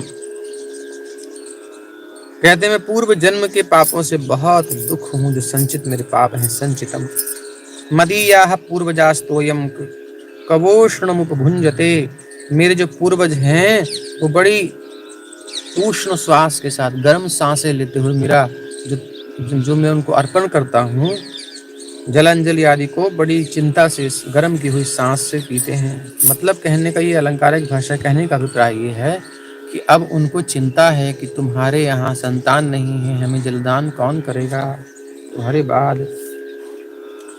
मद्दत्तम नैव गृह्णन्ति प्रीत्या देवा द्विजातयः, देव और द्विजाति आदि जो ब्राह्मण आदि हैं, जो मैं धन दान करता हूँ, जो कुछ वस्तु देता हूँ, मद्दत्तम नैव गृह्णन्ति, वो ग्रहण नहीं करते, प्रीत्या, प्रेम के साथ ले लेते हैं लेकिन खुश नहीं होते। प्रजा दुखेन शून्योऽहम्, प्रजा यानी पुत्र संतान के दुख से, ना होने के दुख से, अहम शून्यो, में शून्य हो गया हूँ। देखो इधर चैतन्य महाप्रभु कह रहे हैं कि युगायितं निमेषेण चक्षुषा प्रावृषायितं शून्यायितं जगत सर्वं गोविंद विरहेण में। ठाकुर जी के विरह में मुझे जगत शून्य दिखाई देता है, पर यहाँ विप्रदेव कह रहे हैं पुत्र के बिना संसार सूना दिखाई देता है। तो भैया संसार सूना दिखाई दे रहा है पुत्र के बिना, ये है कामना। और जब संसार सूना दिखाई दे कृष्ण के बिना तो ये है प्रेम। इतनी सी बात है, समझ गए। शून्योहम प्राणं त्यक्तुमिहागतः, और इस समय आगतः, ये मैं प्राणों को त्यागने के लिए यहाँ आया हूँ इस समय। धिक जीवितम प्रजाहीनम, पुत्रहीन को जीवन को धिक्कार है। धिक गृहम च प्रजाविनम, बिना पुत्र के जो घर है वो भी सूना है, बेकार है। धिक धनंग, अरे उस संपत्ति का क्या फायदा जिसे भोगने के लिए कोई पुत्र ही नहीं है, संतान ही नहीं है। धिक धनम चानपत्यस्य अपत्यस्य, धिक कुलम संततिम, बिना उस कुल को धिक्कार है जिसकी संतति नहीं है आगे। पाल्यते या मया धेनु, जिस गैया को पालता हूँ बंध्या होती है। यो मया रोपितो वृक्षः, जो वृक्ष रोपता हूँ उसमें फल नहीं आते। यत् फलम मद्गृहायागतम तच्च शीघ्रं विनश्यति, जो घर में फल आता है वो जल्दी सड़ जाता है। निर्भाग्यस्य नपत्यस्य किमतो जीवितेन में, अरे भाई इस मुझे दुर्भाग्य का, मैं जीना ही बेकार है पुत्रहीन का। इत्युक्त इतना कह करके स रोदोच्चैः, और जोर जोर से रोने लगा महाराज। यहाँ बाबा सुनाते हैं, समय ज्यादा हो रहा है, नहीं सुना रहे, चलो छोड़ो। कैसे जोर जोर से रोते हैं लोग, दिखा के रो रहे हैं और कि भाई कृपा करें। तो उच्च स्वर में रोने लगा। पार्श्वम दुख पीड़ितः, तत्पार्श्वम दुख पीड़ितः, और खूब डूब डूब कर दुख से फूट फूट कर रोने लगा। तदा तस्य यतेश चित्ते करुणा भूत गरीयसी, वो जिस कारण से, जिस उद्देश्य से रो रहा था वो सफल हो गया। उसका उद्देश्य था इस यति सन्यासी के हृदय में करुणा उत्पन्न हो जाए, हो गई। तदा तस्य यतेश चित्ते, उस यति के चित्त में करुणा भूत गरीयसी, बड़ी भारी करुणा उत्पन्न हो गई महाराज, व्याकुल भारी करुणा हो गई। अब जब वो करुणा उत्पन्न हो गई तो वो थोड़ा वजन हो गया उनके अंदर, रुक गए वहीं। कहा विप्र बैठो, शांति से सांस लो। वो भी बैठ गए। फिर थोड़ा उनको ढाढ़स बंधाया और थोड़ा सा कहा अपना मस्तक दिखाओ।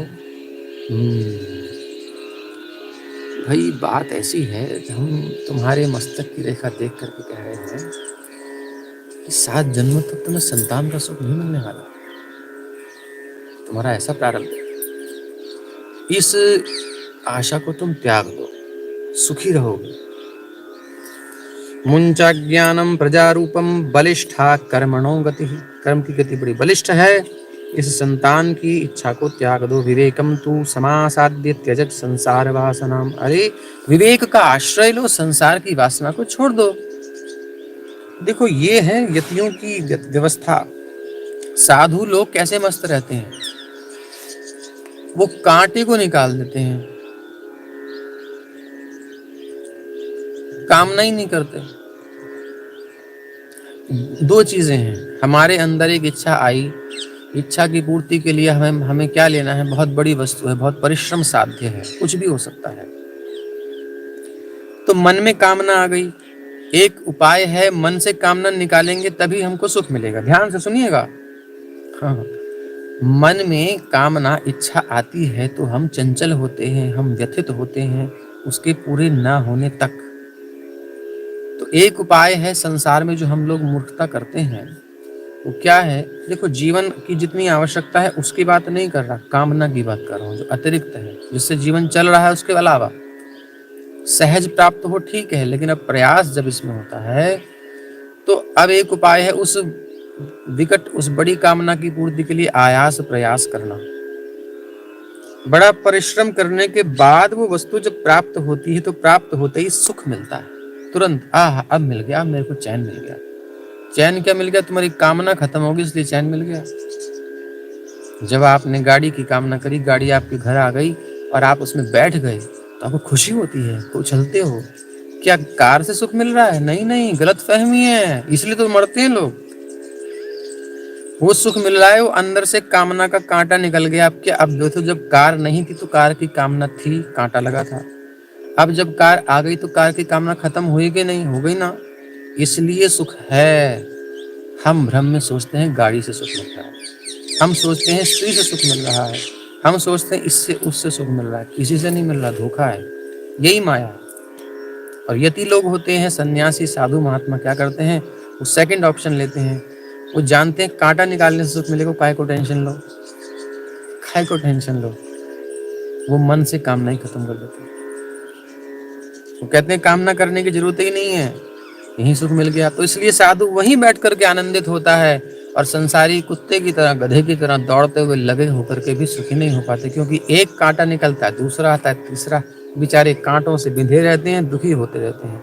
तो महाराज ये सन्यासी लोग जो कह रहे हैं इनको मान लो, सच्ची बात कह रहे हैं। त्यज संसार वासनाम, संसार की इच्छा को ही त्याग दो और मस्त रहो। हरे कृष्ण कृष्ण कृष्ण हरे हरे, हरे राम राम राम हरे हरे।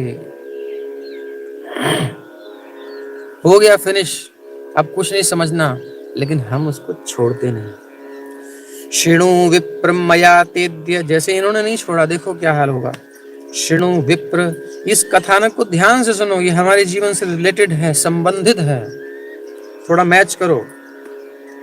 शिणु विप्र मया तेद्य प्रारब्धम तु विलोकितम, सप्त जन्मावधि तब पुत्रो नई अचित। हो गया तो विवेकेन, हाँ तो पुत्र नहीं है। रे मुंचाद्य कुटुंबाशाम, कुटुंब की आशा को छोड़ दो। रे कह के संबोधित करें, अरे छोड़ दे।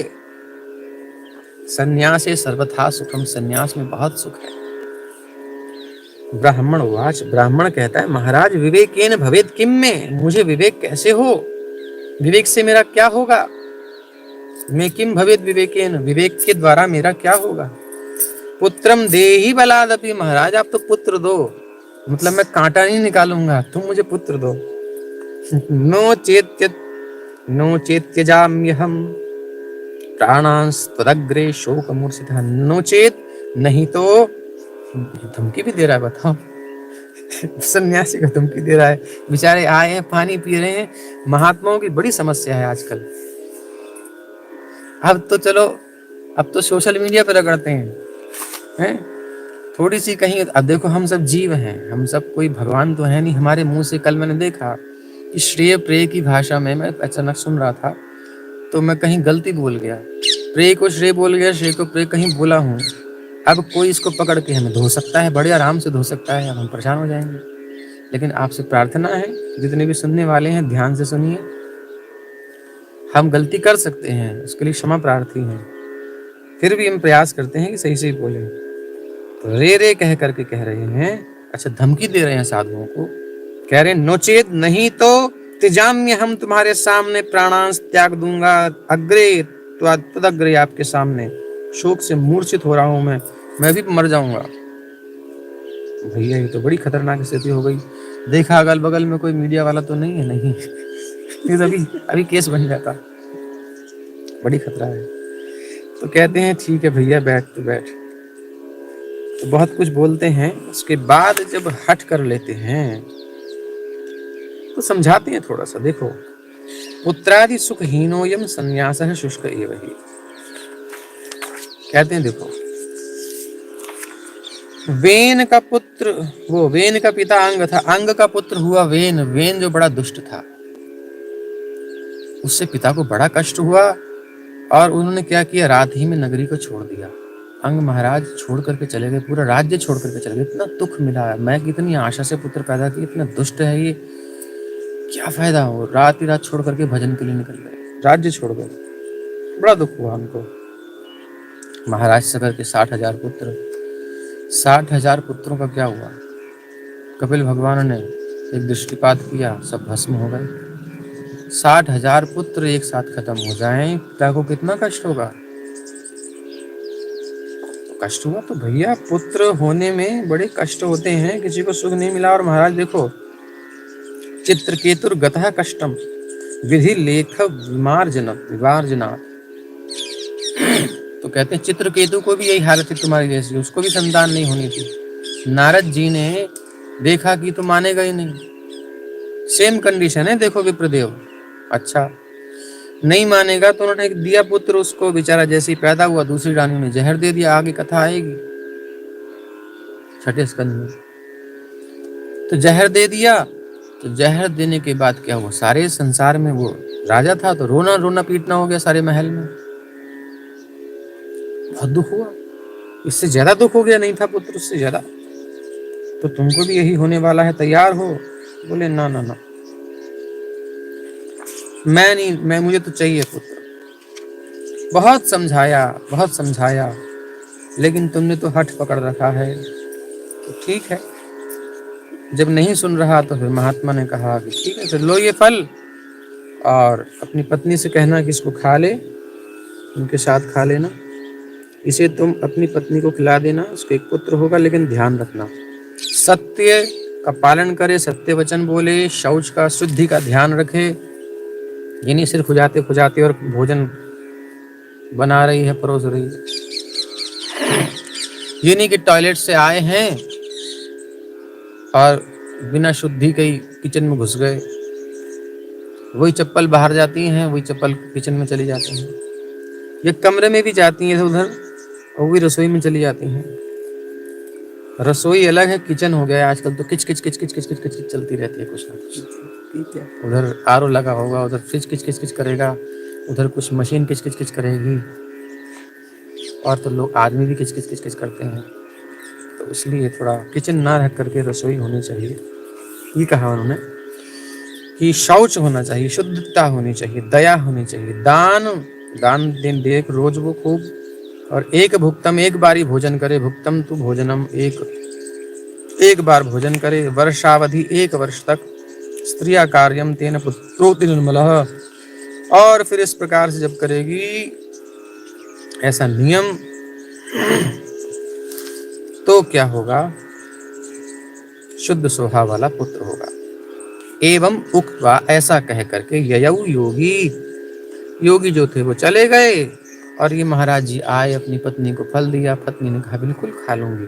लेकिन फिर जो है इसकी सहेली आई थी, तो सहेली से बात करने लगी, बता रही मैं क्या करूं, अब तक तो संतान ना हुई, लेकिन अब अगर संतान होगी तो क्या होगा।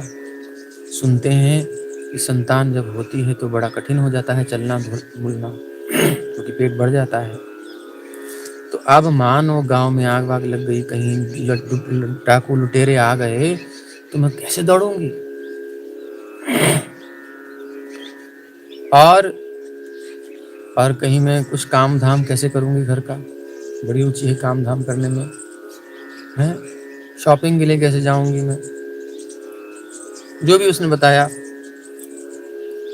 और जो है मेरी नंदरानी आकर के घर में सारा माल मता समेट लेगी मेरा, वो सब देखेगी, सब हिसाब किताब चौपट कर देगी। और कहती है कि सुना है कि सुखदेव जी तो 16 वर्ष तक उधर में ही रह गए थे। तो क्या करें? बोले तो फिर अगर मेरे बालक भी लंबा समय रह गया तो मेरा क्या होगा। ऐसे बहुत सारी उसने अपना अपना बताया, तो क्या होगा मेरा, क्या होगा। और तो देख, अगर जैसे तैसे ठीक भी हो गई, संतान यदि होती है, प्रसव जब होता है तो बड़ा कष्ट होता है। जन्म लेने में माँ का दूसरा जन्म होता है, बहुत कष्ट होता है। मैं कैसे सहूंगी। प्रसूतो दारुणम दुखम, प्रसूति में दारुण दुख होता है। सुकुमारी कथम सही, मैं बड़ी सुकुमारी हूँ, मैं कैसे सहूंगी। मंदायाम मई सर्वस्व। और देख, बाबा जी ने इतने कठिन नियम बता दिए। अब 1 साल तक एक ही बार खा के रहो, कोई तरीको है? खाएंगे नहीं तो हम कैसे काम करेंगे। सत्य का पालन करो, हम तो झूठ बोले बिना काम नहीं चलता हमारा, मजा लगता है। शुद्धि का नियम कैसे इतना पालन करूंगी मैं, नियम सब मुझसे होते नहीं। द्वाराध्य सदृश्यते, क्या करूं। और फिर चलो पुत्र हो भी गया तो लालने पालने दुखम, उसको लालन पालन करने में कितना कष्ट है। माँ को सोने को नहीं मिलता बच्चे की सेवा करने में, उसे सूखे में सुलाएगी, खुद गीले में सोएगी। लालने पालने दुखम प्रसूदायाश्च वर्तते। और संतान उत्पत्ति के बाद भी दुर्बलता तो आती ही है शरीर में। तो भैया कैसे होगा, कैसे सहूंगी मैं ये सब। इसलिए बंध्या व विधवा नारी सुखिनी चेती में मति ही, मेरी मति तो ऐसी है कि अगर बंध्या हो, उसके संतान ना हो, ऐसी स्त्री हो जिसकी संतान होती ना हो, वो बड़ी सुखी है, और विधवा हो तो और सुखी है। में मति, उसकी मति ऐसी है, इसलिए तो धुंधली है। धुंधली मतलब जिसके में सब कुछ धुंधला धुंधला दिखाई दे। तो एकदा भगिनी तस्यास्तगृहं स्वेच्छया गता, उसकी बहन आई, उसने कही अरे तू कहाँ चिंता कर रही है, दुर्बला तेन दुखिन हिनुजे करवाणी, किंतु कैसे दुबली हो गई, चिंता कहाँ हो गई तेरे को, सब कुछ तो ठीक ठाक है। ब्राह्मण देव बातचीत तो करते हैं, बोले हाँ उन्होंने सब व्यवस्था कर दी है, कोई टेंशन नहीं है, लेकिन एक बात ऐसी है, अरे चिंता मत कर, मेरे भी गर्भ है बस अभी, और जैसी गर्भ होगा मेरा मैं चुपचाप तुमको पहुंचा दूंगी, पति दे जाएंगे तुमको, और तुम ऐसा करना कुछ धन दे देना, बस एक्सचेंज ऑफर कर लेते हैं, तुम धन देना हम संतान दे देंगे। और तब तक क्या होगा पता कैसे चलेगा, बोले तुम नौटंकी कर लेना, कुछ कर लेना हिसाब किताब पेट पर। विप्रदेव तो बेचारे बड़े सरल हैं, ठीक है फिर तो ऐसा ही किया उसने। फल का क्या करें, बोले फल तेरी गाय है इसे खिला दे, फल क्या करेगी, परीक्षा हो जाएगी इसकी भी। जब ऐसा कहा तब ऐसा ही किया गया, और समय आने पर वही हुआ, और फिर धन दे करके रात्रि में पहुंचा दिया गया बालक। और उसके बाद जब ये पता चला संतान हुई है ब्राह्मण के, तो फिर बड़े आनंदित हुए, खूब जात कर्म संस्कार आदि जो भी कराने थे कराए उन्होंने। उसके बाद कहती है अरे, वो धुंधली कहती है मेरे तो दूध ही नहीं उतर रहा, तो मेरी बहन के संतान हुई थी वो मर गई, गर्भपात हो गया उसका, उसका दूध है तो वो दूध मेरे बालक को पिला देगी। बोले हाँ हाँ बुला लो। तो इन दोनों की मिली भगत से काम हो रहा है, लेकिन ये बड़ा दुष्ट है, बहुत दुष्ट है ये, इसकी दुष्टता की क्या बात कही जाए। स्नान नहीं करता, शुद्धि नहीं रखता, जूठे हाथों से खाता है, कहीं घुस जाएगा हैं, शौच के हाथ भी ठीक से नहीं धोता, बस हाथ पानी मार लिया धो लिया, शुद्धि का नियम ही नहीं है। लघु शंका आदि करता है तो हाथ पैर नहीं धोता, कुल्ला नहीं करता, भोजन के बाद भी कुछ ऐसे ही बस पानी पी ले निकल लिया, हाथ पैर कुछ नहीं धोना, कुल्ला नहीं करनी, कुछ भी खाते हैं तो अशुद्ध हो जाते हैं। लेकिन ये तो कुछ ध्यान नहीं रख रहा, दुर्भक्षी और तो और मुर्दे के हाथ से छुआ हुआ खा लेता है, शव हस्ते न भोजनम, मुर्दे से स्पर्श कराई हुई वस्तु भी ले लेता है, दुष्परिग्रह करता, बड़ी गड़बड़ चीजें इकट्ठी करता है, दुर्भक्षी गंदी चीजें खाता है, और कुत्ते की जो टोली होती है, कुत्तों को लेके शिकार खेलने जाते हैं, ऐसे लोगों के साथ घूमता रहता है, बहुत बुरी हालत है। और तो और चोरी करता है, सर्वजन द्वेषी, सबसे द्वेष करता है,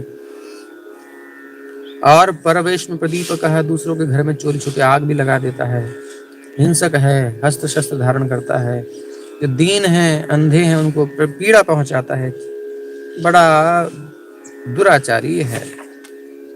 तभी क्या हुआ, गोकर्ण जी उत्पन्न हुए गाय के, उस फल के द्वारा एक पुत्र उत्पन्न हुआ जिसके कान थे गाय के समान, इसलिए नाम रखा गोकर्ण। गोकर्ण बड़े सुंदर भाग्य वाले, सुंदर स्वरूप वाले, स्वभाव वाले,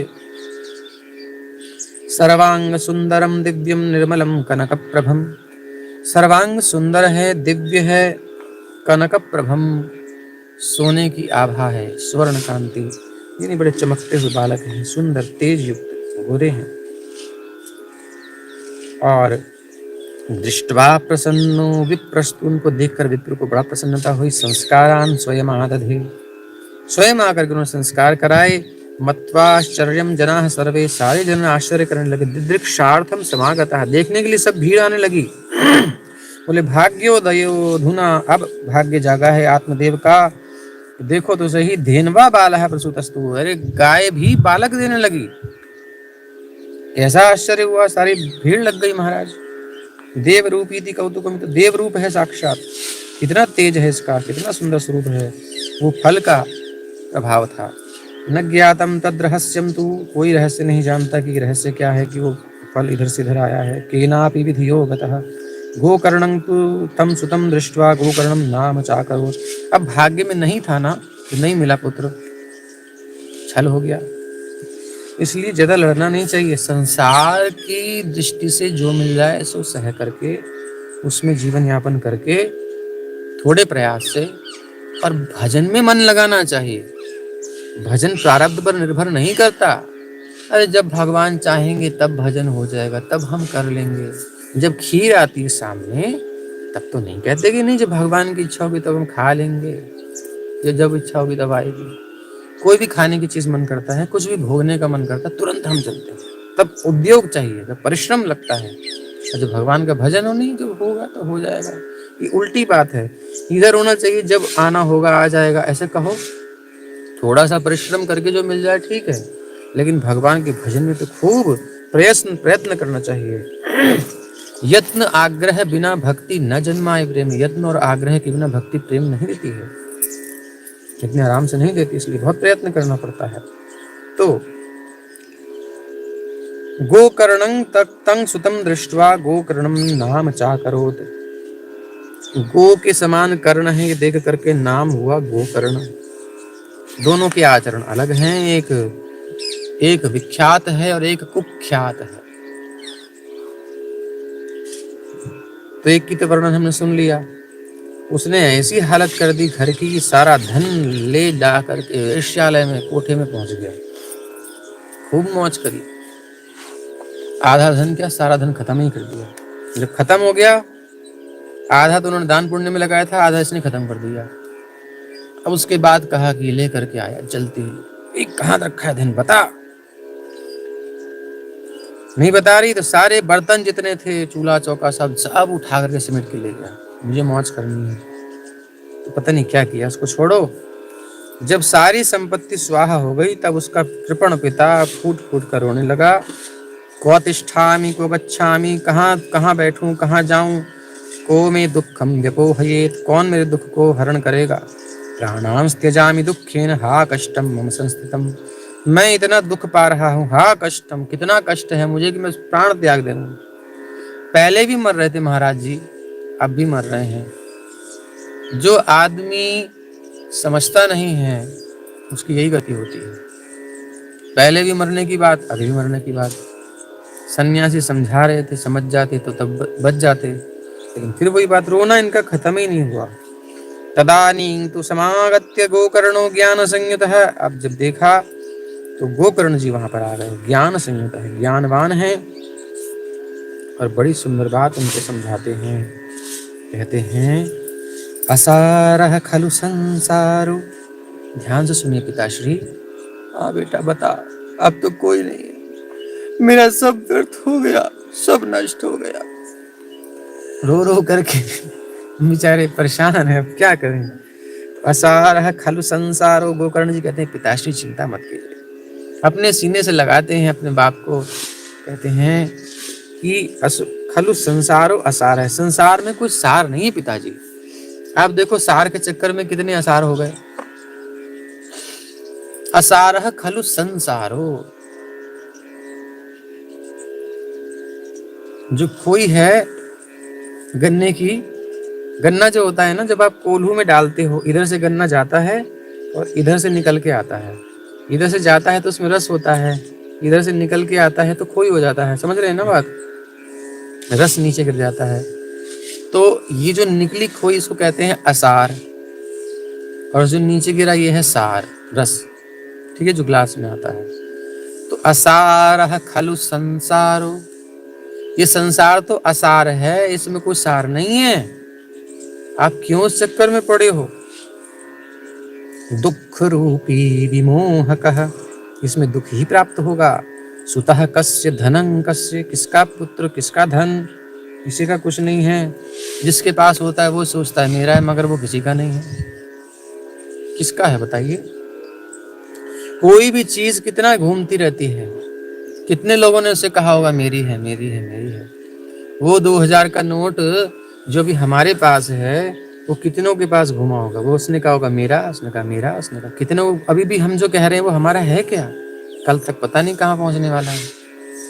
सेम थिंग हमारी हर जगह लग जाती है, सेम रूल। बॉडी भी हमारी नहीं है। बचपन वाला शरीर कहाँ गया जी हमारा, जिसमें हम खेलते कूदते थे, मस्त रहते थे। अच्छा जो बूढ़े हो गए उनका जवानी वाला शरीर कहाँ गया, कुछ भी तो अपना नहीं है। फिर पता नहीं क्यों मानते हैं हम। इसलिए सुतः कस्य धनं कस्य स्नेहद्वाद जलते निशम। स्नेह कहते हैं घी को या फिर तेल को। दिए में जब तक तेल होता है तो वो तेल जलता है, जलता रहता है, जलता रहता है। स्नेह, संसार में जब स्नेह होता है, अटैचमेंट होता है, लगाव होता है, हृदय द्रवित होता है, स्नेह इसको कहते हैं। संसार में जब स्नेह होता है तो वो व्यक्ति जलता रहता है। जिससे तुम्हारा स्नेह है वो कुछ भी करेगा, तुमको जलना पड़ेगा, सहना पड़ेगा, क्योंकि छोड़ तो सकते नहीं, चिपके हुए हो। अब देखो बाती से तेल चिपका है ना, अग्नि लगेगी तो फिर बाती जलेगी तो तेल को जलना पड़ेगा, और तेल ऊपर ना जाए। सोचिए, तेल ऊपर ना जाए तो क्या होगा, बुझ जाएगी वही। अगर तेल नीचे आ जाए और बाती के ऊपर जो जाता है ना, सरकता हुआ उसे चिपका ना रहे तो बाती जलेगी, तेल को कुछ फर्क नहीं पड़ेगा। जो सरसों का तेल हमने लगाया, लेकिन वो क्योंकि जाता रहता है, धीरे धीरे जाता रहता है, इसलिए जलता रहता है, जलता रहता है। ऐसे ही जीवन में हम कैसे जलते रहते हैं, थोड़ा ध्यान कीजिए। बचपन से लेके अब तक जहाँ जहाँ हम लगे हुए हैं वो सब हमें जलाता है, कष्ट कितना देता है, ये अनुभव का विषय है, इसलिए बोलने की आवश्यकता नहीं है। स्नेहवान ज्वलते निशम। जो स्नेहवान होता है वो अनिशम, दिन रात जलता रहता है। सपने भी उसको वैसे ही आते हैं, टेंशन होती है। न चेन्द्रस्य सुखम किंचन, न तो किसी को, न तो इंद्र को सुख है, स्वर्ग के राजा इंद्र को भी सुख नहीं है। न सुखं चक्रवर्ती ना तो चक्रवर्ती सम्राट को संसार में सुख है। सुखम अस्ति विरक्तस्य, सुख किसको है, जो विरक्त है। मुनिर एकांत जीविनः, जो एकांत में मस्त रहता है भगवान के साथ, बस अपने स्वरूप आनंद में मस्त रहता है। स्वरूप जीवेर स्वरूप है कृष्णेर नित्य दास। श्री कृष्ण के दासत्व में अपने स्वरूप में जो स्थित रहता है वही आनंदित रहता है। बात तो उदाहरण समझ में आ गया ना। हमने उदाहरण दिया था, कांटा, कामना मन में आती है तो दुख है, कामना स्नेह आसक्ति जो भी है ये निकाल दोगे सुखी, खत्म बात। तो कैसा आपको देखना है वो तो आपको करना है, हमें करना है खुद। तो बेटा मैं क्या करूं अब बता, सब छोड़ने को तैयार हूं। मुंचा ज्ञानं प्रजारूपम, अरे इस अज्ञान को छोड़ो कि मेरा बेटा बेटा सब भूल जाओ, खत्म करो कहानी। मोह तो नरके गति, काम क्रोध मद लोभ सब नाथ नरके के पंथ, सब जो है नरक में ले जाने वाले हैं। मोह करने वाले व्यक्ति को नरक में गति प्राप्त होती है। ऐसे हमारे कई संपर्क में हैं, संतान से बहुत प्रेम है, वो लूटता रहता है, कोई खबर नहीं कब निकला है, कब घुसा है घर में, रात 2-2 बजे आ रहा है, 3-3 बजे आ रहा है सुबह, कुछ पता नहीं क्या कर रहा है। बाप पैसा दे देता ले जाता है, कुछ पता नहीं, परेशान है बाप, मैं क्या करूं, क्या करे। प्रेम है, मोह है, उसके साथ जल रहा है और नरक में और जाएगा भजन नहीं करेगा तो मोह तो नरके गति निष्पतिष्यति देहोयम और सर्वम त्यक्त्वा वनम व्रजा। एक पता नहीं कब ये शरीर धड़ाम से गिर जाएगा जमीन पर, प्राण निकल जाएंगे, इसलिए भजन करो, भजन करो। सर्वम त्यक्त्वा वनम व्रज, सब कुछ छोड़ करके वन में चले जाओ। तद्वाक्यम तु समाकर्ण्य गंतु कामः पिता ब्रवीत। उनके वाक्य सुन करके सम्यक रूप से अच्छी तरह सुन करके चिंतन करके और पिता जो हैं जाने की इच्छा करने लगे। बेटा मैं तैयार हूं अब बस, लेकिन मैं जीवन भर गृहस्थी में रहा, वन में जाकर क्या करना है, साधु जीवन कैसा होता है मुझे थोड़ा बताओ। तो कहते हैं किं कर्तव्यम वनिम तात तत्वम वद सविस्तरम, विस्तार के साथ बताओ मुझे क्या करना है। कहते हैं अंधकूपे स्नेह पाशे। ठीक है, गोकर्ण जी बड़ी सुंदर बात कह रहे हैं, इसको बड़े ध्यान से सुनिए। गोकर्ण उवाच देहे स्थिमांस रुधिरेऽभिमतिं त्यजत्वं जायासुतादिषु सदा ममतां विमुञ्च पश्यानिशं जगदिदं क्षणभङ्गनिष्ठं वैराग्यरागरसिको भव भक्तिनिष्ठः। ये जो शरीर है पिताश्री, देह, इसमें क्या है, अस्थि यानी हड्डियां, मांस है, थोड़ा सा हड्डियों का ढांचा है, उस पर थोप दिया मांस, मांस, रुधिरे, और क्या है, शरीर है, इसमें रक्त है, खून है, धमनियों में बहता हुआ। देहे स्थिमांस रुधिरे अभिमतिम त्यजत्वम, बांधने के लिए इसकी नाड़ियां हैं, नसें हैं, ताकि ये बंधा रहे, ठीक ठाक चलती रहे गाड़ी, उसमें रक्त प्रवाहित होता है। यही है बस ये शरीर, और क्या है। देहे स्थिमांस रुधिरे अभिमतिम त्यजत्वम, इसको तुमने मैं मान लिया है, इस बुद्धि को छोड़ दो कि तुम ये शरीर हो। अच्छा, और जाया सुता दिशु सदा ममताम विमुंच, और ये मेरी पत्नी है, ये मेरा पुत्र है, आदिशु जो भी तुमने इसकी शाखाएं फैला ली हैं, ये मेरा मेरी सब त्याग दो। सदा ममताम विमुंच, ममत्व त्याग दो कि ये मेरा है, मेरा नहीं है, सब श्री कृष्ण का है। उनकी संसार, उनकी दुनिया वो जाने। पश्यानिशम जगदिदम, आनिशम दिन रात इस जगत को कैसे देखो, क्षण भंग निष्ठम, ये क्षण भंगुर है, पता नहीं कब नष्ट हो जाएगा, हो ही रहा है, हर क्षण नष्ट हो रहा है। कोई भी चीज आती है, डे बाय डे उसकी क्वालिटी डाउन होती जाती है। बॉडी हो, मोबाइल हो, सेल फोन हो, आपका बाइक हो, कार हो, आपका बंगला हो, बंगलो हो, कुछ भी हो, आपका मन हो। जवानी में जो बात थी बुढ़ापे में आदमी को याद ही नहीं रहती। सब चीजें डाउन हो रही हैं, सब नष्ट हो रहा है, क्षण भंगुर है। इसलिए जगत इदम क्षण भंग निष्ठम, नाश युक्त देखे संसार को, और जब देखेगा कि सब व्यर्थ है तो मन वैरागी हो जाएगा, और उस वैराग्य में एक रस होता है, थोड़ा उसका पान करो। वैराग्य राग रसिको भव भक्ति निष्ठः, व्यक्त होकर के फिर भगवान का भजन करो, तब भजन होगा। ऐसे थोड़ी चिपके रहोगे संसार से तो भजन हो जाएगा, रस नहीं मिलेगा आपको। इसलिए मन से हटा करके, अब इनको निकालना ही है ना, तो इसलिए पूरी बात करनी पड़ेगी साफ साफ। धर्मम भजस्व सततम, संसार से तो झंझट कटा, कोई मतलब नहीं। अब भक्ति कैसे करें, भक्ति में निष्ठा करें, कैसे करें, सुनिए पिताजी। धर्मम भजस्व सततम त्यज लोक धर्मान, सेवस्व साधु पुरुषान् जहि काम तृष्णान्, अन्यस्य दोष गुण चिंतनमाशु मुक्त्वा, सेवा कथा रसमहो नितरां पिबत्वम्। कह रहे हैं धर्मम भजस्व सततम, धर्म यही है कि सतत भगवान का भजन करे, यही जीव का धर्म है। सततम कीर्तयन्तु माम यतन्तश्च दृढ़व्रताः, भगवान श्री कृष्ण गीता में भी कहते हैं सततम कीर्तयन्तु माम, सतत मेरा कीर्तन करो, यही धर्म है। धर्मम भजस्व सततम त्यज लोक धर्मान, अब इस भजन में संसार के धर्म कर्म आड़े आते हैं, इसकी उसकी सब देखभाल, इससे उससे मिलना जुलना, ये सब छोड़ दो। धर्मम भजस्व सततम त्यज लोक धर्मान, वो नाराज हो जाएंगे तो होने दो, तुम्हारा क्या दे रहे हैं तुम्हें, और क्या बिगाड़ लेंगे, क्योंकि संसार की ही वस्तु देंगे तुम्हें, संसार की चर्चा करेंगे। लोक धर्म मतलब संसारी धर्म, कृष्ण कथा नहीं है, संसार की व्यर्थ की बातें सब त्याग दो। त्यज लोक धर्मान, फिर क्या करें, सेवस्व साधु पुरुषान, साधु पुरुषों का समागम करो, साधु पुरुषों का संग करो, और उनमें कथा सुनो वहां जाकर, क्योंकि वो कथा ही सुनाते हैं, कृष्ण चर्चा करते हैं।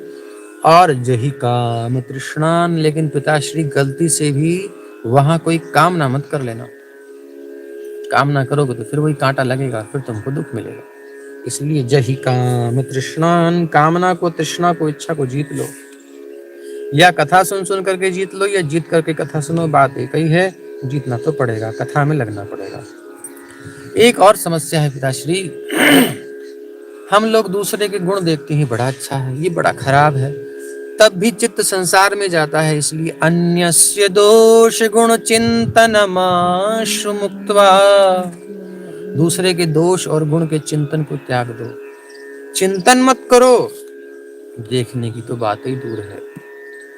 चिंतन करने से जो मन चिंतन में रहेगा, भजन में कैसे लगेगा? इसलिए मन को खाली करना है, भगवान को लाना है ना। तो अन्यस्य दोष गुण चिंतनमाशु मुक्त्वा सेवा कथा रसमहो नितरां पिबत्वम्।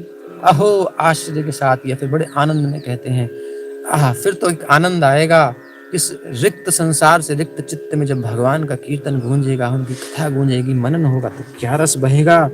सेवा कथा रसम, ऐसी कथा का रस बहेगा। फिर अब रेगिस्तान में नदी जाए या पानी जाए तो सब सूख जाएगा, और सही जगह से जाए तो फिर वो बहता जाएगा। तो ये सकिंग जिनकी इच्छा है ना, सक कर लेते हैं जो हमारे सारे रस को, जो कथा में हमें सुख मिलता है, इस संसार की आसक्तियां सब सक कर लेती हैं, इस संसार का चिंतन सब चूस लेता है। लेकिन यदि हम इसको बाध कर दें, रिक्त कर दें, और मन में केवल ठाकुर जी को रखें, इनकी कथा को, उनका चिंतन, किसी से राग द्वेष नहीं, किसी से कोई झंझट नहीं, मन में नहीं होना चाहिए, तो सेवा कथा रसम, सेवा कथा का रस तब मिलेगा। अहो कहोगे क्या बात है, रसम अहो नितरां पिबत्वम्, फिर तो ये धारा बंदी नहीं होती, बहती रहती है, बहती रहती है, बहती रहती है। नितरां पिबत्वम्, तो निरंतर पीते रहो, रस में डूब जाओ बस। एवं सुतोक्ति वशतोऽपि गृहं विहाय, इस प्रकार से अपने पुत्र का वचन सुनकर सुत उक्ति के वश में आकर के, उनकी वाणी से प्रभावित होकर के, गृहम विहाय, घर को छोड़ करके, या तो वनम, वन में चले गए, स्थिर मतिर, और मति को स्थिर कर दिया भगवान में।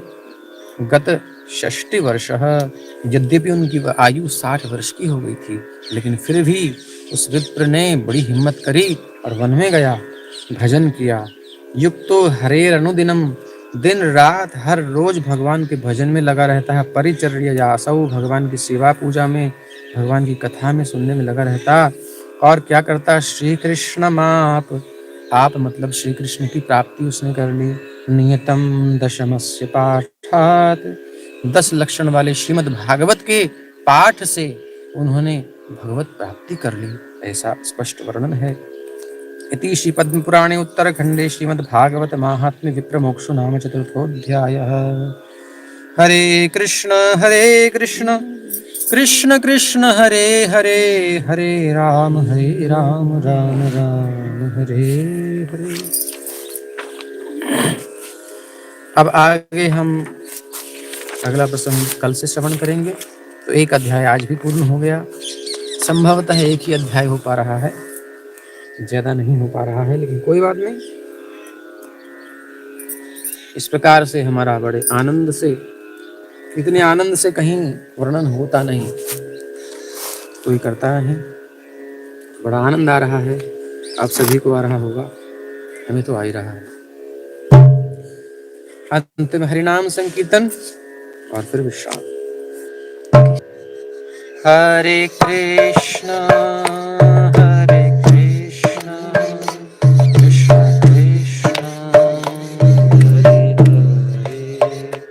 हरे राम राम राम हरे हरे, हरे कृष्णा कृष्ण कृष्ण हरे हरे, हरे राम राम राम हरे हरे, हरे कृष्ण कृष्ण कृष्ण हरे हरे, हरे राम राम राम हरे हरे, हरे कृष्ण कृष्ण कृष्ण हरे हरे, हरे राम राम राम हरे हरे,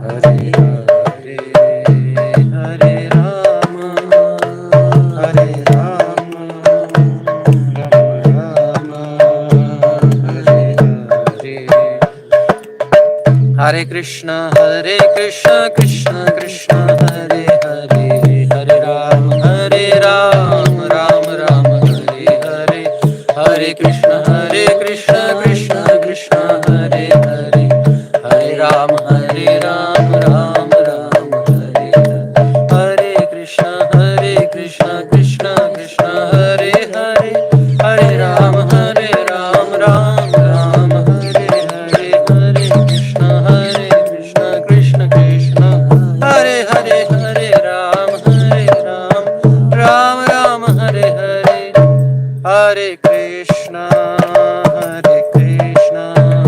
कृष्ण कृष्ण हरे हरे, हरे राम राम हरे हरे, हरे कृष्ण कृष्ण कृष्ण हरे हरे, हरे राम राम हरे हरे, हरे कृष्ण कृष्ण कृष्ण हरे हरे, हरे राम राम हरे हरे।